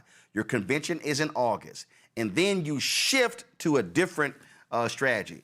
I've said that to her. I've said it to people running for Senate, people running for Congress, people running for local. I said, because we're no longer, and then the autopsy today confirms that you have to be, what Republicans are doing, they are engaging their people year-round, constantly driving information, where Democrats, election's over, I'll see you in a year and a half, that ain't gonna cut it. Well, I couldn't agree with you more. And I think that is, I've been doing this don't let the curly hair fool you, and let's pay attention to the grays. I've been doing this for almost 20 years. And I've said this repeatedly ad nauseum, going all the way back since 2009 when I was on when I was an organizer with the Corzine Weinberg campaign. Late invitations are for fools. And that's a word that Johanna Hayes has said all the time, late invitations are for fools. And we only entertain from September to November. And whether it's a national campaign or the statewide, and then they go back out, do whatever, raise a bunch of money, do a lot of events for politicians, and they forget actually the people who got them elected. That's the problem. And you look at organizations like ourselves, and there's so many others that are doing great work. And what we hear from a lot of time from donors is there'll be late money and money is coming. Now, that's the problem. So how are we supposed to engage? You look at this report and you say, well, Mike, tactically, how are you going to engage them? Well, part of the reason why we did this report was to prove that all year substance, all year engagement is what is going to win elections. If I only entertained my wife or my partner only 3 months out of the year, is she going to talk to me? Is she going to be engaged with me? No, absolutely not. It's the same thing about courting voters. And I don't know why we think this is just a quick fix, or just, as some folks would just call it, a quick marriage or a kiss in the middle of the night. This is dating. This is long-term engagement, and it's something that we refuse to do as a party. And I don't get it. It's very disturbing. And then we live in the land of. It's not hard to understand, Mike. It's not hard to understand. I'm telling you. What? See, we got to be honest, and there's some black people watching, and y'all need to go ahead and get out of y'all feelings what I'm about to say. And this is what people have to understand. Okay. The strategy since 1965. The strategy from 65 to 2008 was the same, pretty much the same. No, I'll say 65 to 1988, the strategy was the same. And that strategy was black churches talk to black groups like NAACP. We're going to speak to social programs. We're going to speak to the needs in black community. We're going to speak to housing. We're going to speak to food. We're going to speak to healthcare, those things like that. And then what happens? Reverend Jackson wins in 1988. He then says, no, you have to actually campaign a different way. So from 88, 2008, that was a strategy. Then Obama comes along, and this is where things change. Obama says, I don't need that black ecosystem. He literally said it. His campaign literally said it. Now, he was correct. He was correct. Because the fervor of black people to vote for the first black president was on a different scale. We showed the data in terms of the turnout data, and it's right here. It's right there. You see it right there where it peaked. The blue line is black people. You see right there where it peaked. That's 08, 2012. It's never been higher. Since 1980, it peaked right there. It got close in 2020, but it peaked in those years. So what then happened? Obama runs for 2012. He didn't need the ecosystem. I was saying in 2007 and 8 when he was running, say, bruh, y'all, he only gonna be there max 8 years. You're gonna need the ecosystem. The reality is the black turnout strategy was obliterated when Obama ran for president. The white operatives operated after 2012, 2016, they operated as if he was still running. That's right. That's what happened. And here's why it's in the data. There was an 8-point gap between black women and black men for Obama in 2012. The first sign of black male erosion was in 2012. I discussed it on my show then. I said, y'all, black men said they were not satisfied with what Obama did in the first 4 years. But because the number was still at high 80s, folks were like, oh, that's no big deal. It increased in 16.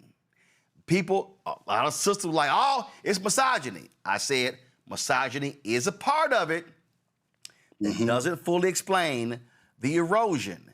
The erosion continued in 2020. And the erosion continued in 2024. It's because they were not paying attention to what black men were saying, and they were still running a 2008 strategy that does not work in 2024. It's not going to work in 2026 or 2028. Roland, you said to the brother in the hotel lobby, you asked him, what is the biggest professional market? And he said MLB, and then you had to school him and let him know it was the NFL. Yeah, because the brother was a sports marketing major, and I was like, bro, you might need to know your business if that's what you're majoring in. Right. And so what I take from that concept, and I said this to members of our team and members of our board, I'm a Raiders fan. For better for worse, I know you're a big fan of Houston. We won't go there, but I'm a big Raiders fan. What I know about Al Davis is similar, and we can learn something from Al Davis in politics. When it doesn't work, he changes it. He fires people. He changes the head coach. So the fact that we're still using a playbook that has been antiquated, right, outdated, and doesn't work, And then we tried to infuse the DC level, and Cameron talked about this, the DC Inc. Consulting group think tank to say, hey, here are the issues that matter most to this group, and this group is going to get you over the line. Don't worry about it. This group is going to stay home, or this group is going to come home. It's similar to when folks are saying now the South has something to say, and they do have something to say. And why are we not surprised that the South turned red? Well, there was there was an unequivocal divestment, if you will, in Southern politics. Look, Roland, you saw the article. I'm old enough to remember when Louisiana, when Virginia, North Carolina, Tennessee, these states were blue states. And all of a sudden, why did we take those? Why did we remove those infrastructures there? Why did we remove the political powers there, the black politicals? Why did we remove them out of there, right? And we're wondering, like, how do we get it back? Certainly, this is the same thing not only with black men, but the question, honestly, look, and then this is my expertise is black men, but the other subgroups that are now leaving the party, you have to give us a reason to vote for you. We're just not coming because we're Democrats or Republicans. The world has changed so much. And if we haven't learned anything from COVID, is that the world has changed so much, even more so politically. So why haven't we adjusted? To me, that's the biggest problem. Let me also add this. I'm going to add this before I go to my panel with their questions. And again, it's going to step on some toes, and I really don't care because I'm used to that. There are a lot of black men who are also angry at Democrats because of black girl magic. See, I ain't got a problem saying it. And I've had conversations with many sisters who kept assigning everything to misogyny. And I said, you can't do that. And I'm like, take it from me as a black man. I know the conversations that I have. And so what I've had to say to brothers is, brothers, you're offended by black girl magic. You're offended when people say that black women are the backbone of the Democratic Party. It's also factually correct that black men are the second largest voting bloc of the Democratic Party. That's right. And a lot of these brothers are upset because I had a brother who told me, who was running in Texas, he said, you ain't got no shot in running if you're a black man. You got to be a black woman. And I was like, where did you get that from? And he started explaining to me. And this is what I said to him. And this is the reality, Michael. A lot of these brothers are pissed off that these sisters have organized themselves, have mobilized themselves, are raising money, are doing what they're supposed to do. And then when I look over here, I see a whole bunch of brothers with attitudes and sour faces. And my response to them is, well, why aren't you organizing? And I've said, listen, I got no problem. I've said to Khalil, bruh, win with black men. Yes, we had that great call the day after Kamala, Joe dropped out. I said, but the meetings have to continue.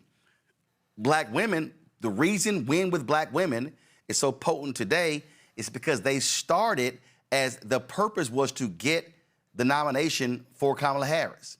They achieved their goal in 2024. Then they said, well, let's keep going. In 2020, they said, well, let's keep going. And the problem that I see with black men, and Michael, I've told this to many black men, stop bitching that sisters have organized and mobilized, and you got to do it yourself. And if we really want to be honest, Michael, and I'm about to step on some serious toes, the reason many of these brothers don't want to organize and mobilize, because historically, when it came to organizing and mobilizing, it was the sisters who were doing the planning. I'm just going to call it what it is. Roland, I can't, listen, I won't disagree with you. I would tell you this, some of my biggest mentors and some of my folks that I revere in this game are black women. I can go from Shavonna Sumter, I can go to Judith Finellis, I can go on and on. I mean, the names that can speak ad nauseum. Regina Thomas, my mother, Kelly Ledette. and even you look at the civil rights movement, they were the ones who were really organizing. They were writing the letters. They were, providing a place and, providing a place to stay. They were making the food. They were really, they're the pillars in the Black church, right? And so we often, we look at that and we do get upset. The reality is, brothers have not put our egos to the side. And I am not ashamed to say, in particular, where Black men vote, some of the backbone and a lot of our brass comes from Black women that work alongside us and Black women that work internally with us. So I'm not ashamed to say that. They do an amazing job. And it's not to say that we can't recruit brothers to do that. I will say this, Roland. There is a gap, at least that I've seen in the last 12 to 14 years. There is a gap from, I would say, Black woman operatives to Black male operatives. I remember in 2014 when I was a field director for Congresswoman Esty in CT5, I sat in a room. We had a GOTV training for all the frontline races. There were about 64 frontline races that year. We were trying to retain the House. And Roland, I was one of 2 Black men in that room. One of 5 Black folk in that room. So that also goes to the structural, that doesn't show up in the autopsy, and it probably wouldn't show up in the autopsy. And that's a whole nother conversation, how certain parties have alienated Black political principles, and yet that's why they've gone on to do other things. But here's the deal. But here's the deal.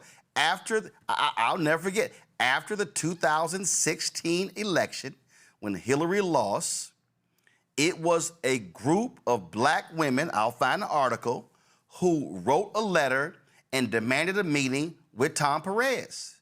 I sat there and I said, that's what you're supposed to do. Guess who did not do that? Black men. In 2020, I remember it vividly, there were a group of Black men, I was on the text chain, who were trying to do the same thing to send to the DNC after the 2020 election. The letter never got sent. I got the text messages. I remember the conversation.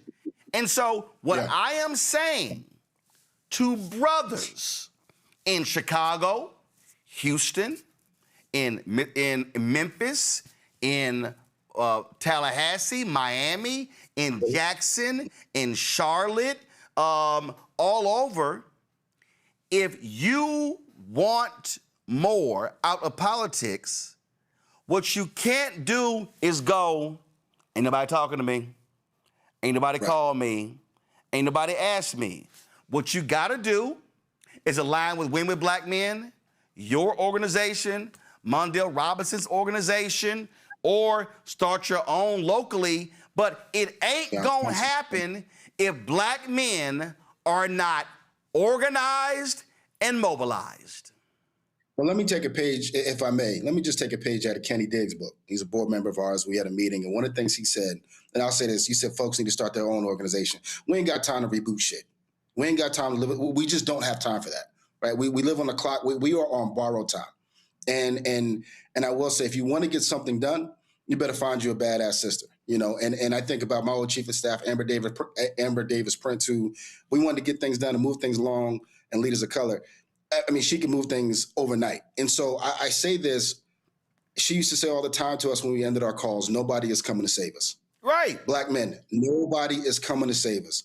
You mentioned Khalil, you mentioned Mondale, I'll throw John Thompson, I'll throw him in there, in Georgia, who's doing a phenomenal job down there, right? And so we've got to align with our groups. There is no beef with our groups, and we all have similar missions, but our job is to get Black men over the finish line. Our job is to teach Black men how to advocate, because I want to remind you on this show, Roland, and I remind everybody else, just like I did at this conference today, Black men are the last persuadable base left.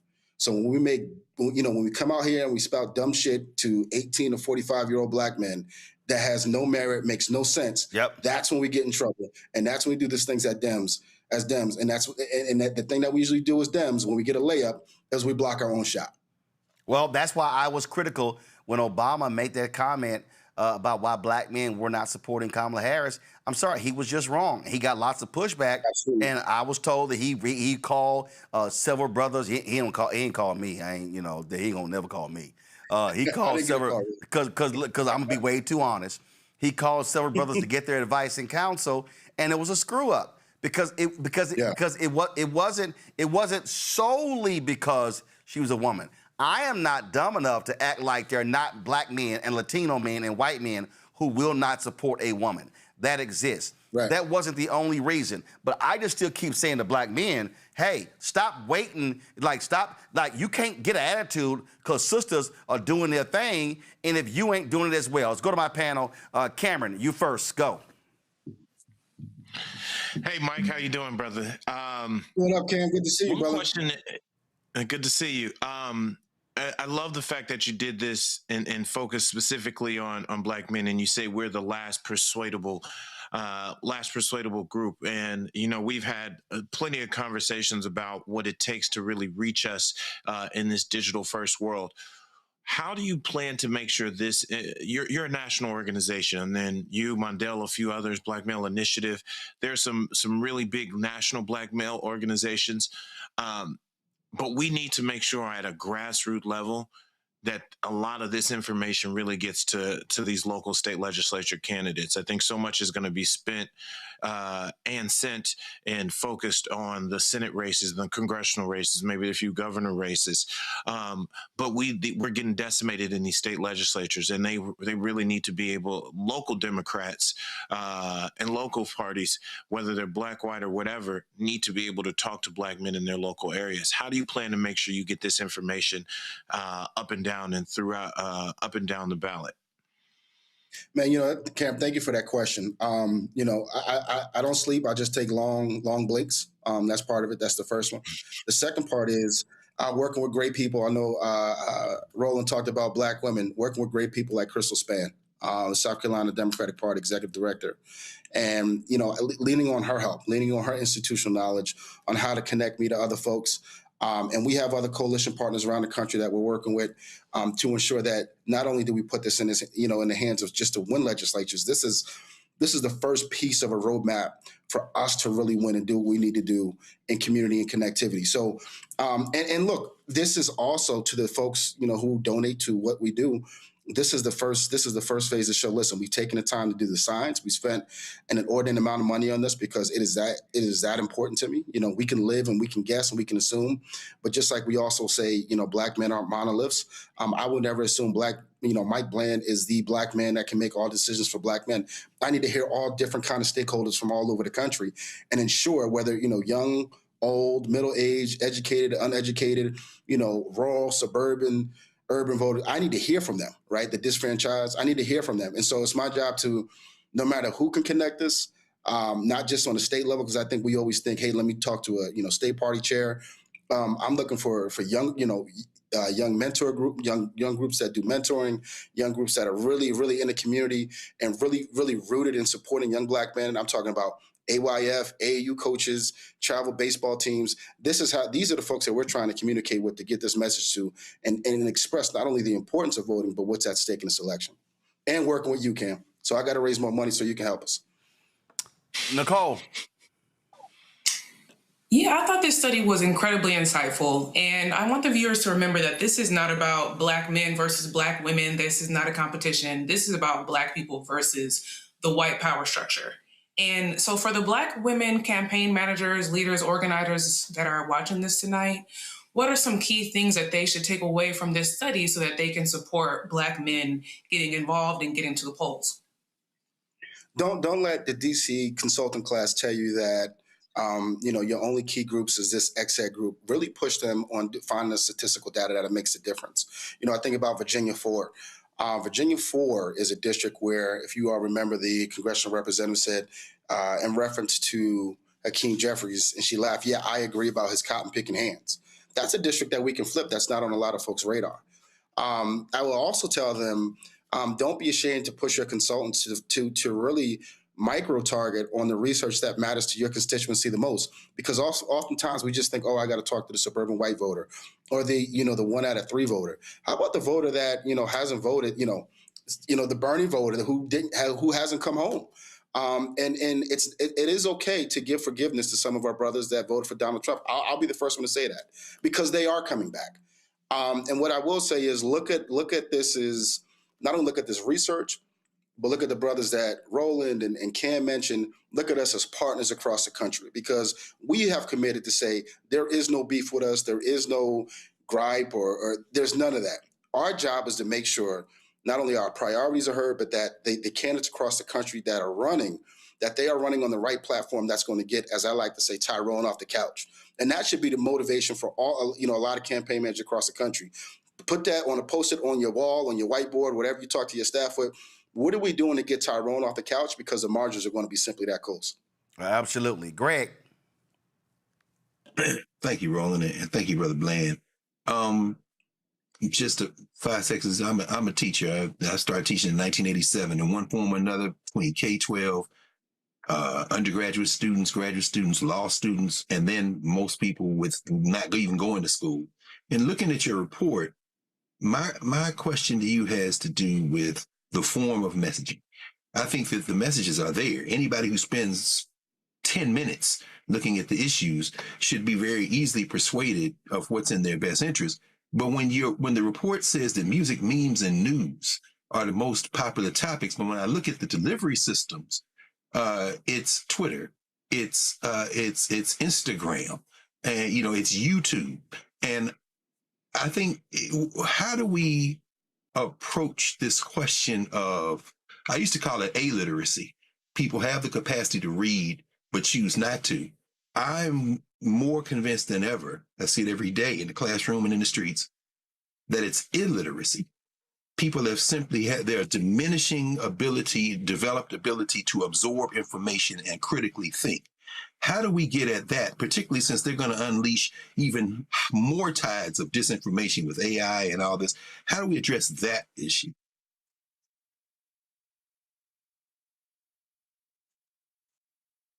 Okay, all right, so we lost him. We're going to get him right back. Something happened with our link there, so we're going to reset that question. For folks listening, this is what I just really believe. So I need y'all to listen to where you are. There is no greater group or no greater person to reach when it comes to your black male group than your concentric circle. If you are a black man watching this show right now, and this applies to black women, this applies to white men, applies to any group, but I'm specifically saying you're a black man. Let me know when y'all got Michael Bland back. If you're a black man, you're watching the show right now, what you should say is, who are the black men in my group? The 4, the 6, 8, 10, 15, 20. So now let me then say, all right, I need to ask each one of these brothers in my group, did you vote in the last election? If the answer is yes, great. If the answer is no, are you registered? If the answer is no to voting and no to registering, now you got to say why. Now you have to actually drive a conversation. This is akin to somebody saying, Pastor, if you could just talk to this brother at my job, and the pastor say, I don't work there. You work there. You should be talking to that brother at your job and say, come to church with me. That means that you have to be a witness. See, part of this is waiting on an external force from on high to essentially walk into my city, walk into my neighborhood, come down my block, walk down my street, knock on my door, walk in my house, sit in the living room, hold my hand, and walk me through it. No, you, to that brother watching, you can actually create your own little cell of 4, 5, 8, 10, 15, 20, 30, 50, whatever the number is, and say, I'm doing my part. We got Michael Bland back. So this is how we have to be thinking. Michael, did you hear all of Greg's questions? If not, I can have him restated. I did not. Greg, restate, please. Thank you, Roland. And thank you again, Brother Bland. Just very quickly, as I said, I'm a teacher. I'm a teacher for now close to 40 years, one way or the other. And from K-12, high school, graduate student, oh, no, man, thank you. I mean, we're all educators in one way or another, and I see y'all do political education as well. My question is about literacy. My question is about messaging. I think that the messages are there. I think that, 5 or 10 minutes and just sitting and thinking about things after having consumed some information should clarify a lot of things for folk. But my question is, because I increasingly see, I used to call it illiteracy. People have the ability to read and choose not to. But now I've trended toward thinking about it as illiteracy. They really don't have a developed capacity to absorb information and think critically. And when I'm looking at your report and you say that most people respond to music, to memes, and they say they're seeking news. What you say about half the people seek news and 44% get it from their feeds. And I'm looking at YouTube, Instagram, Twitter, Facebook, TikTok. I don't consider any of that as really being able to consume news and critically think. I see it as people just being stimulated and switching around. How do we address the question of illiteracy? And especially when disinformation is going to be a huge part. Yeah, there it is right there. And even as you said, the persuadable, 3/4, if the report is this right, 3/4 of the men polled said they are almost certainly are probably going to vote. And only 7% said they're not voting. So how do we get at the question of how we're consuming what appears to be data, what appears to be information, but it's really just kind of like a titillating kind of spectacle and this kind of moving image stuff that doesn't really foment critical thinking? I think Roland, he prefaced this earlier in the conversation. The political game has changed. And again, I go back to COVID. Remember, COVID kept us in the house for in some parts for half a year to a year, and be it all, you look at some jobs are still remote, 5, 6, 7 years later, right? And so what did that force us to do? It forced us to constantly pick this thing up because we were bored. We were stuck inside the house. And that became a conditioning. That became a modern age, this is what I'm going to do out of boredom, or this is just now what I do. I sit by my phone and I get my information from my phone, right? It's part of what has killed your traditional newspapers. It's part of what has killed your traditional periodicals and your journals, because now the quick consumption, the 30-second media hit is now what's more relevant than sitting down, reading a newspaper. I was on a flight with a gentleman on the way here, older black gentleman. He was reading the newspaper. I said, "Wow, man, that's a lost talent." He said, "What's that?" I said, "Reading the newspaper." I remember Uncle David used to drive and read the newspaper at the same time. And I think that's one of the things, as we talked about the evolution politically, but just as our attention spans, not just as Americans, but as humans, is now predicated on is predicated on technology. Technology has made fools of us all. And, we rely on this thing that lives in our hand, the size of our hand. And so that's part of the problem. But in that problem, it is created, or in that crisis, it has created opportunity. And so that's why the research is based like this, because understanding that's where 18 to 45-year-olds, that's where they're mostly focused on. That's what's usually in their hand is their cell phone. So why have you in your hand? I need to learn how to communicate with you and figure out where you get your information from, be it all what information, because I can tell you who has done this research, maybe at the very least, not just with black men, but with Democratic voters, it's the other side.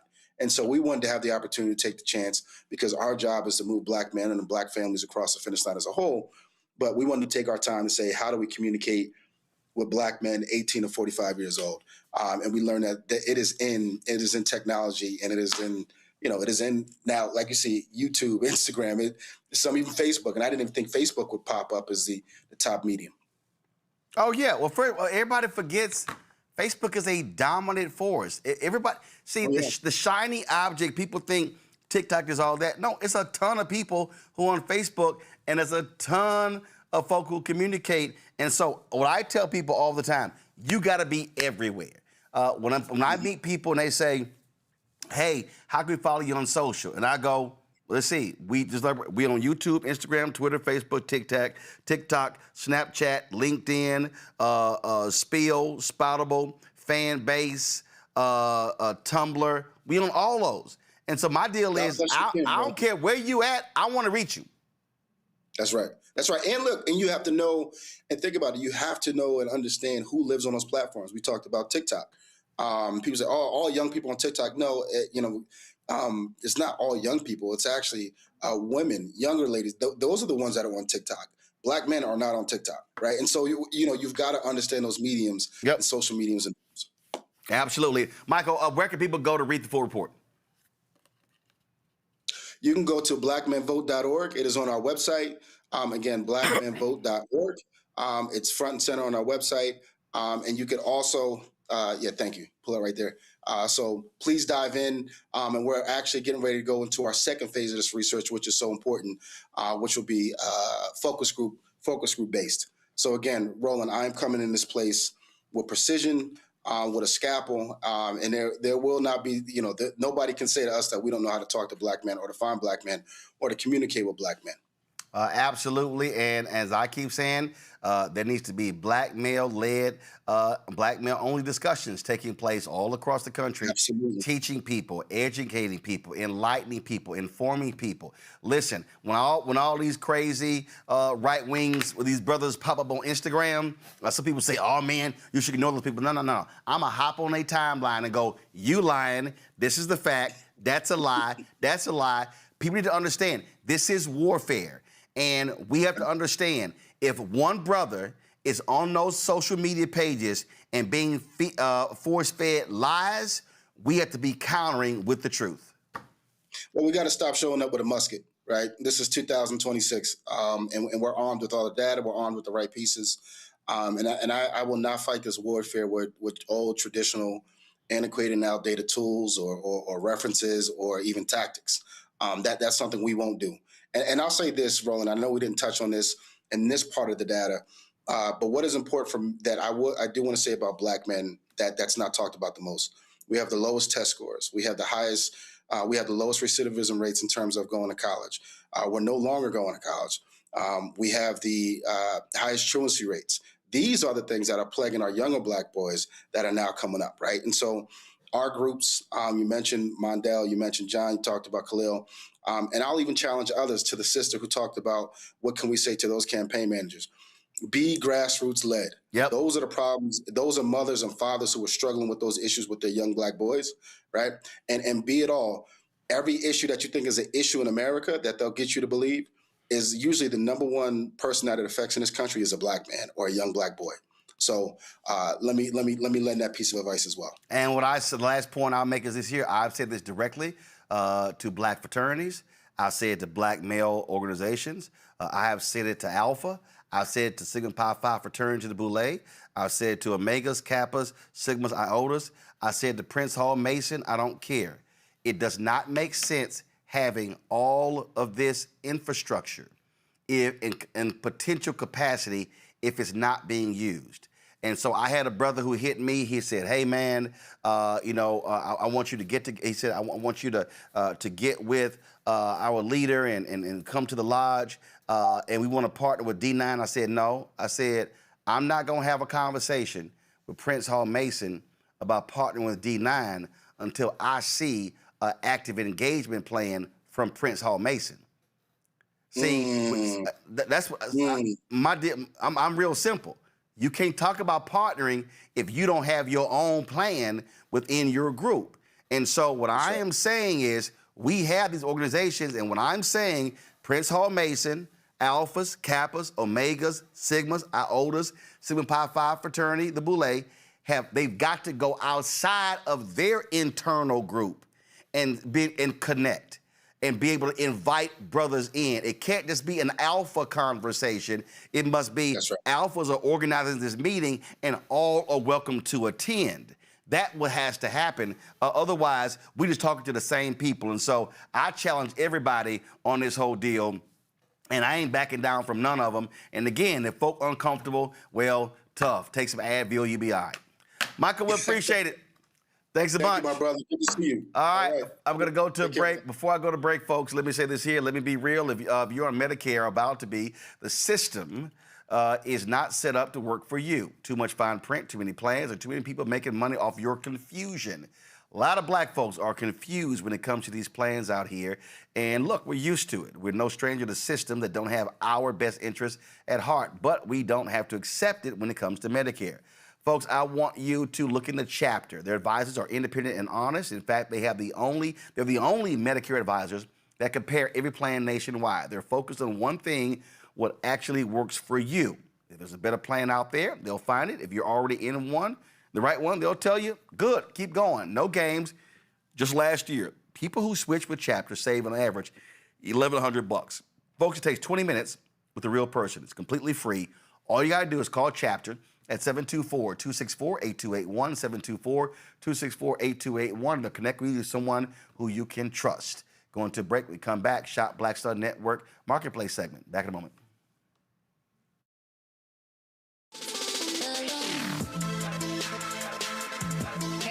Welcome to The Other Side of Change, only on the Black Star Network and hosted by myself, Bria Baker, and my good sis, Jamira Burley. We are just two millennial women tackling everything at the intersection of politics, gender, and pop culture. And we don't just settle for commentary. This is about solution-driven dialogue to get us to the world as it could be and not just as it is. Watch us on the Black Star Network, so tune in to The Other Side of Change.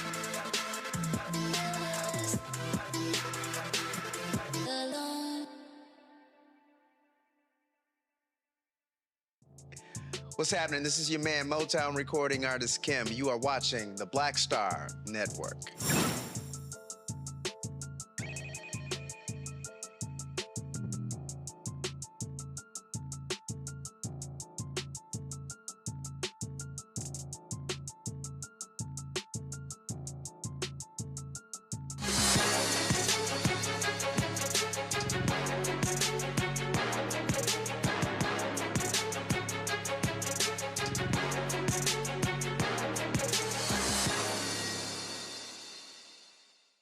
All right, folks, I was baking before I learned how to cook. My mom had a cake business, and so I learned that thing first.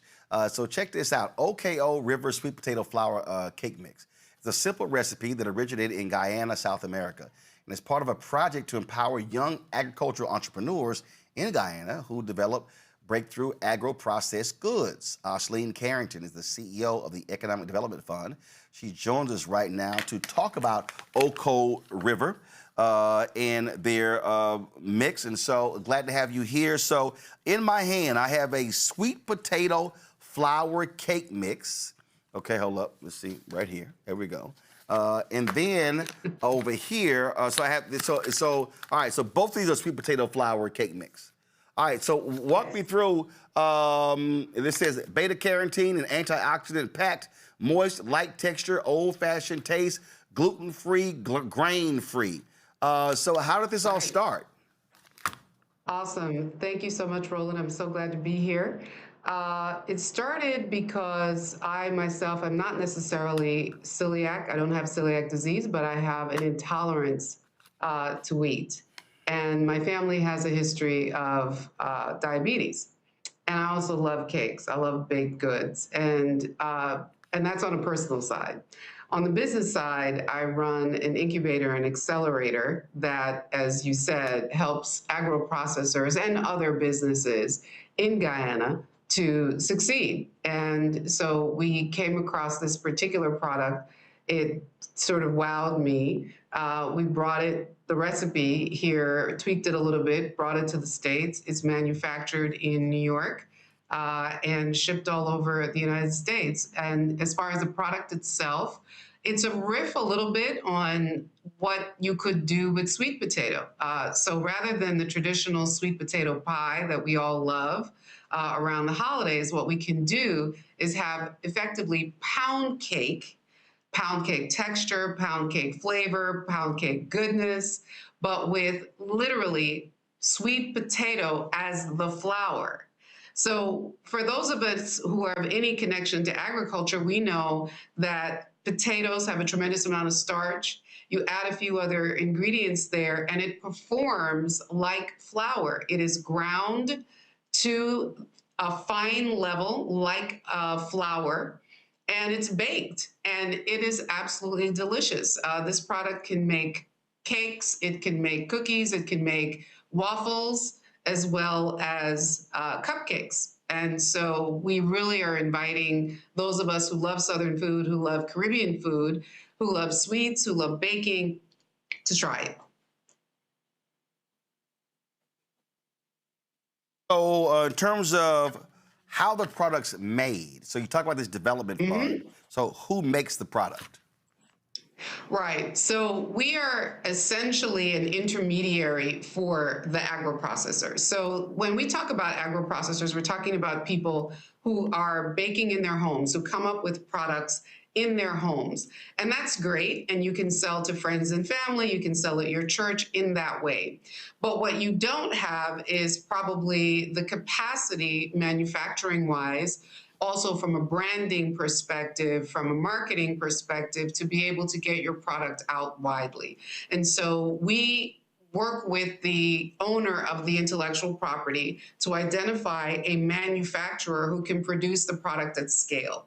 And so using the recipe from the young woman in Guyana, who is the owner of this recipe, of the idea of sweet potato flour cake mix, we identified a wonderful manufacturer in upstate New York that does small batches, and they make the product on our collective behalf. And we've got a website up, and we also partner with some other folks, and we invite people to place their orders for the product. But we manufacture it through a third party here in upstate New York. Is this the only cake mix? It is the only cake mix presently, yes. And quite frankly, it's the best cake mix. So we are able to use other types of flours that come out of we call them root vegetables. So there's and other types of sort of starch-heavy things like cassava and so forth. But as far as the products out of Oko River, it's the sweet potato flour cake mix for us for now. Well, I love me some chocolate, so let me know when y'all get some chocolate. All right, questions from the panel. Nicole, you go first. Listen, I'm supposed to be on a diet. Now you got me sitting here thinking about cake. Goodness. So what has the response been like on your products? This is so exciting. I would love to try it myself, but what have people been saying? Oh, please do. Please do. So it's a startup brand, and so we've been spending some time getting it in the hands of folks through taste testing, displays, getting out in the public to do that. And so those who have tried it absolutely love it because it's not overly sweet. But at the same time, again, you can customize it. You can add more sugar if you like. You can add all types. Roland, I heard you say that you love chocolate. You can add chocolate powder to it, cocoa powder, in order to chocolify the flavor. It is a really sort of indescribable in terms of its yumminess. But I guarantee you, I will say it like I know my own name. If you try this, you will really not be able to tell that it's not wheat flour, except that you won't feel that super heavy feeling in your stomach after you've had, lots of sugary baked goods that are typically made with flour. And there's no aftertaste, so that's really important too. All right, Cameron. I'm really excited about this. I know as I personally am looking to kind of improve my diet. What are you doing in terms of digital and social media and trends and so forth? Because baking, sweets, taste testing, showing people how to cook, there's so many different ways you can make just by making the cake or just by talking through it that you can get really creative with cakes and pastries and products like this. So what have you been doing there to think about other ways to really kind of engage and grow the interest online? Sure. I mean, I think we're looking for all sorts of opportunities. Like I said, I think you guys know you're tremendous advocates of Black businesses and opportunities for Black people. It's really expensive to be in the marketplace. Direct to consumer, which is how we currently sell, is also costly because you've got to fight through the noise. Most people, when they're shopping online nowadays, stunningly, we're shopping on Amazon for food now, partially because of that Whole Foods integration. And so it makes it really difficult as a standalone brand, especially a Black-owned brand, to get onto those platforms. So it's typically that one would do Amazon or Etsy or whatever. So we look for really any opportunity to collaborate with other brands, be in showcases like this so that people can learn about this product. It's a really unique product. We have not come across anything like it in the United States thus far. It has a Caribbean flavor to it, but it also has a down-home Southern flavor to it. So it can reach across a lot of different demographics. Obviously, people who've got wheat intolerances or celiac disease and so forth. It's not vegan, but it's pretty healthy when you're talking about indulging. So to answer your question, we are looking for any and all opportunities. We try to do a lot of it ourselves, but it's difficult to break through, and we'd love to partner with others who would be interested, whether they're hospitality establishments, people, bakers themselves. They can make the product and customize it as well and then sell it in their bakery. So any and all of those opportunities are ones that we would be really thrilled to look into and partner on. Greg? Thank you, Roland. And thank you, Sister Carrington. I hope I got kicked off, so I hope maybe you've already answered this question. I was intrigued by the name of the product. I know there's an Oko River in Guyana, but I'm wondering if there's a particular link to Black folk. Okay, that's what I wanted to hear about, because I know I think in Yoruba, one of the meanings of Oko is farm. Could you tell us about the name? Then thank you. Sure. So Guyana, the name itself, is an Amerindian word. That's the name of the population of people we call the first peoples in Guyana. And Guyana itself means land of many waters in one of the indigenous languages. And Oko is a tributary, it's a river in the western part of the country. And so it actually right now also is an area that is very rich in gold. So it's actually being mined quite a bit by a very large foreign gold mining company. And so for me, it was a tribute to those Amerindian people in that community. You may know, if you know anything about Guyana and the uprisings that took place in the 1800s, in some cases, very much like here in the States, the African people at the time collaborated with, hid with, and worked with the Amerindian population to escape the difficulties at the time, if I might say it that way. And so this product is intended to be a tribute to all of us who had to do our best under the circumstances at the time. But it's absolutely from Guyana, about Guyana, and about the people of Guyana, the indigenous and Afro and all others in the country. All right, then. So, folks, again, Oko River sweet potato flour cake mix. You see it right here. Go to our marketplace at shopblackstarnetwork.com to check it out. Would love to hear what y'all have to say about this here. Again, my mom is a big-time baker, so I'm sure she will be very interested in this. And so we go right there. You can get the mix right there on shopblackstarnetwork.com. Ashley Carrington, we surely appreciate it. Thanks a lot. Thank you so much for having me. We appreciate it. All right, then. Thank you so very much. Again, y'all go to shopblackstarnetwork.com. Folks, let me thank Cameron, Nicole, and Greg for being on today's show. I certainly appreciate it. Y'all have an absolute blast. Thank you so very much. Just a couple of more stories here, folks. Problems with establishing intravenous access for the lethal injection led to the postponement of the execution of a black man in Tennessee who may be innocent. Governor Bill Lee granted a one-year reprieve on Thursday after Tennessee officials halted the planned execution of death row inmate Tony Carruthers. The Tennessee Department of Corrections reported that execution staff was unable to establish the backup IV line required by the state's lethal injection protocol. Carruthers' attorneys indicated that officials struggled for about an hour to find a suitable vein before the execution was stopped. The current execution procedures, adopted in 2025, mandate the execution staff insert both a primary IV catheter and a backup IV catheter. According to the protocol, the primary IV is used to administer the lethal injection chemicals, while the backup catheter is reserved in case the first IV fails. Additionally, the protocol specifies that any failure of an IV line must be promptly reported to the commissioner. 57-year-old Carruthers was scheduled to be executed this morning for the 1994 kidnapping and murders of Marcellus Anderson, Delois Anderson, and Frederick Tucker in Memphis. His conviction was primarily based on witness testimony, claiming he confessed to the crimes. However, court records reveal there was no physical evidence directly linking him to the murders. All right, folks, time for Black Star Network headlines with Brittany Noble. A Virginia judge dismissed charges against Ebony Parker, a Black former elementary assistant principal who had faced up to 40 years in prison.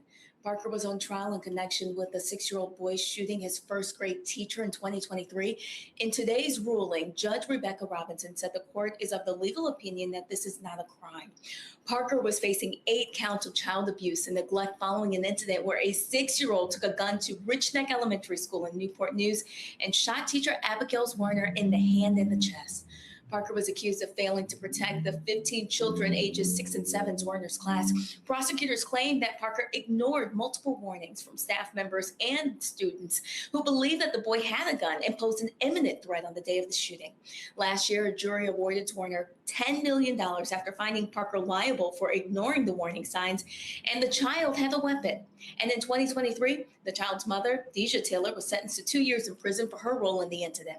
Taylor will begin her state sentence after completing 21 months on a related federal charge for which she was convicted of using marijuana while possessing a firearm. And in Georgia, Snellville police have issued arrest warrants for 2 former employees at Cool Kids Academy. This comes after police reviewed surveillance video that allegedly shows a child under 2 years old being struck and bitten by workers inside the facility. 54-year-old Teresa Blackwood faces child cruelty and simple battery charges for allegedly biting baby Mason. 22-year-old Trasia Cross is charged with simple battery for being seen on camera hitting the child in the head while he was crying. Mason's mother, Tykara Whitehead, was unaware of the incident while state caseworkers from the Department of Family and Children's Services visited her home May 14th to inform her about the allegations. She noted that her child's behavior had been changing for about a week before the troubling discovery. The 2 workers are no longer employed at the daycare. Students in Massachusetts are suing the state, claiming it has intensely segregated school districts. The lawsuit against the state alleges that Massachusetts is violating its own constitution by denying Black and Latino students equal educational opportunities. The lawsuit filed Wednesday in Suffolk County Superior Court says that the state policies have led to tens of thousands of students concentrated in racially segregated school districts. The suit claims that the state operates a 2-tiered school system in which a number of the highest performing schools in the country stand in contrast to school districts defined by concentrated poverty.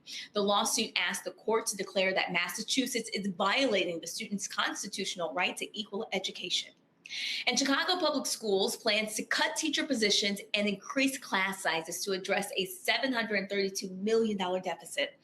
While the exact number of teaching positions that may be eliminated is still uncertain, the Chicago Sun-Times estimates it could exceed 700. CPS also plans to reduce some assistant principal positions, but will allocate more funding for special education teachers.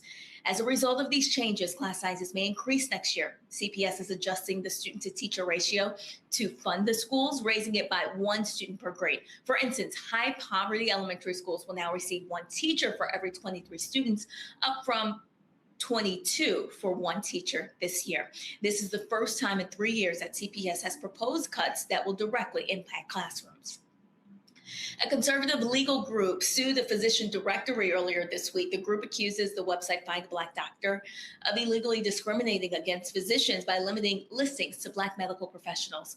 The lawsuit filed on Tuesday in Manhattan federal court by Do No Harm and Colorado dermatologist Dr. Travis Morrill targets the site and its founder, New York dermatologist Dr. Nina Strand. The complaint alleges that the directory openly excludes non-Black doctors by restricting eligibility to Black physicians and dentists in active clinical practice. The group says the site promotes racial concordance, the idea that patients receive better care from doctors of the same race.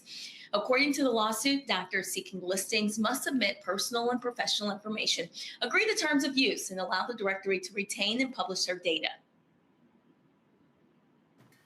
All right, Brittany, I appreciate it, folks. Don't forget, check out the Breakdown with Brittany Noble every day, noon Eastern, right here on the Black Star Network. The Breakdown with Brittany Noble every day, noon Eastern on the Black Star Network.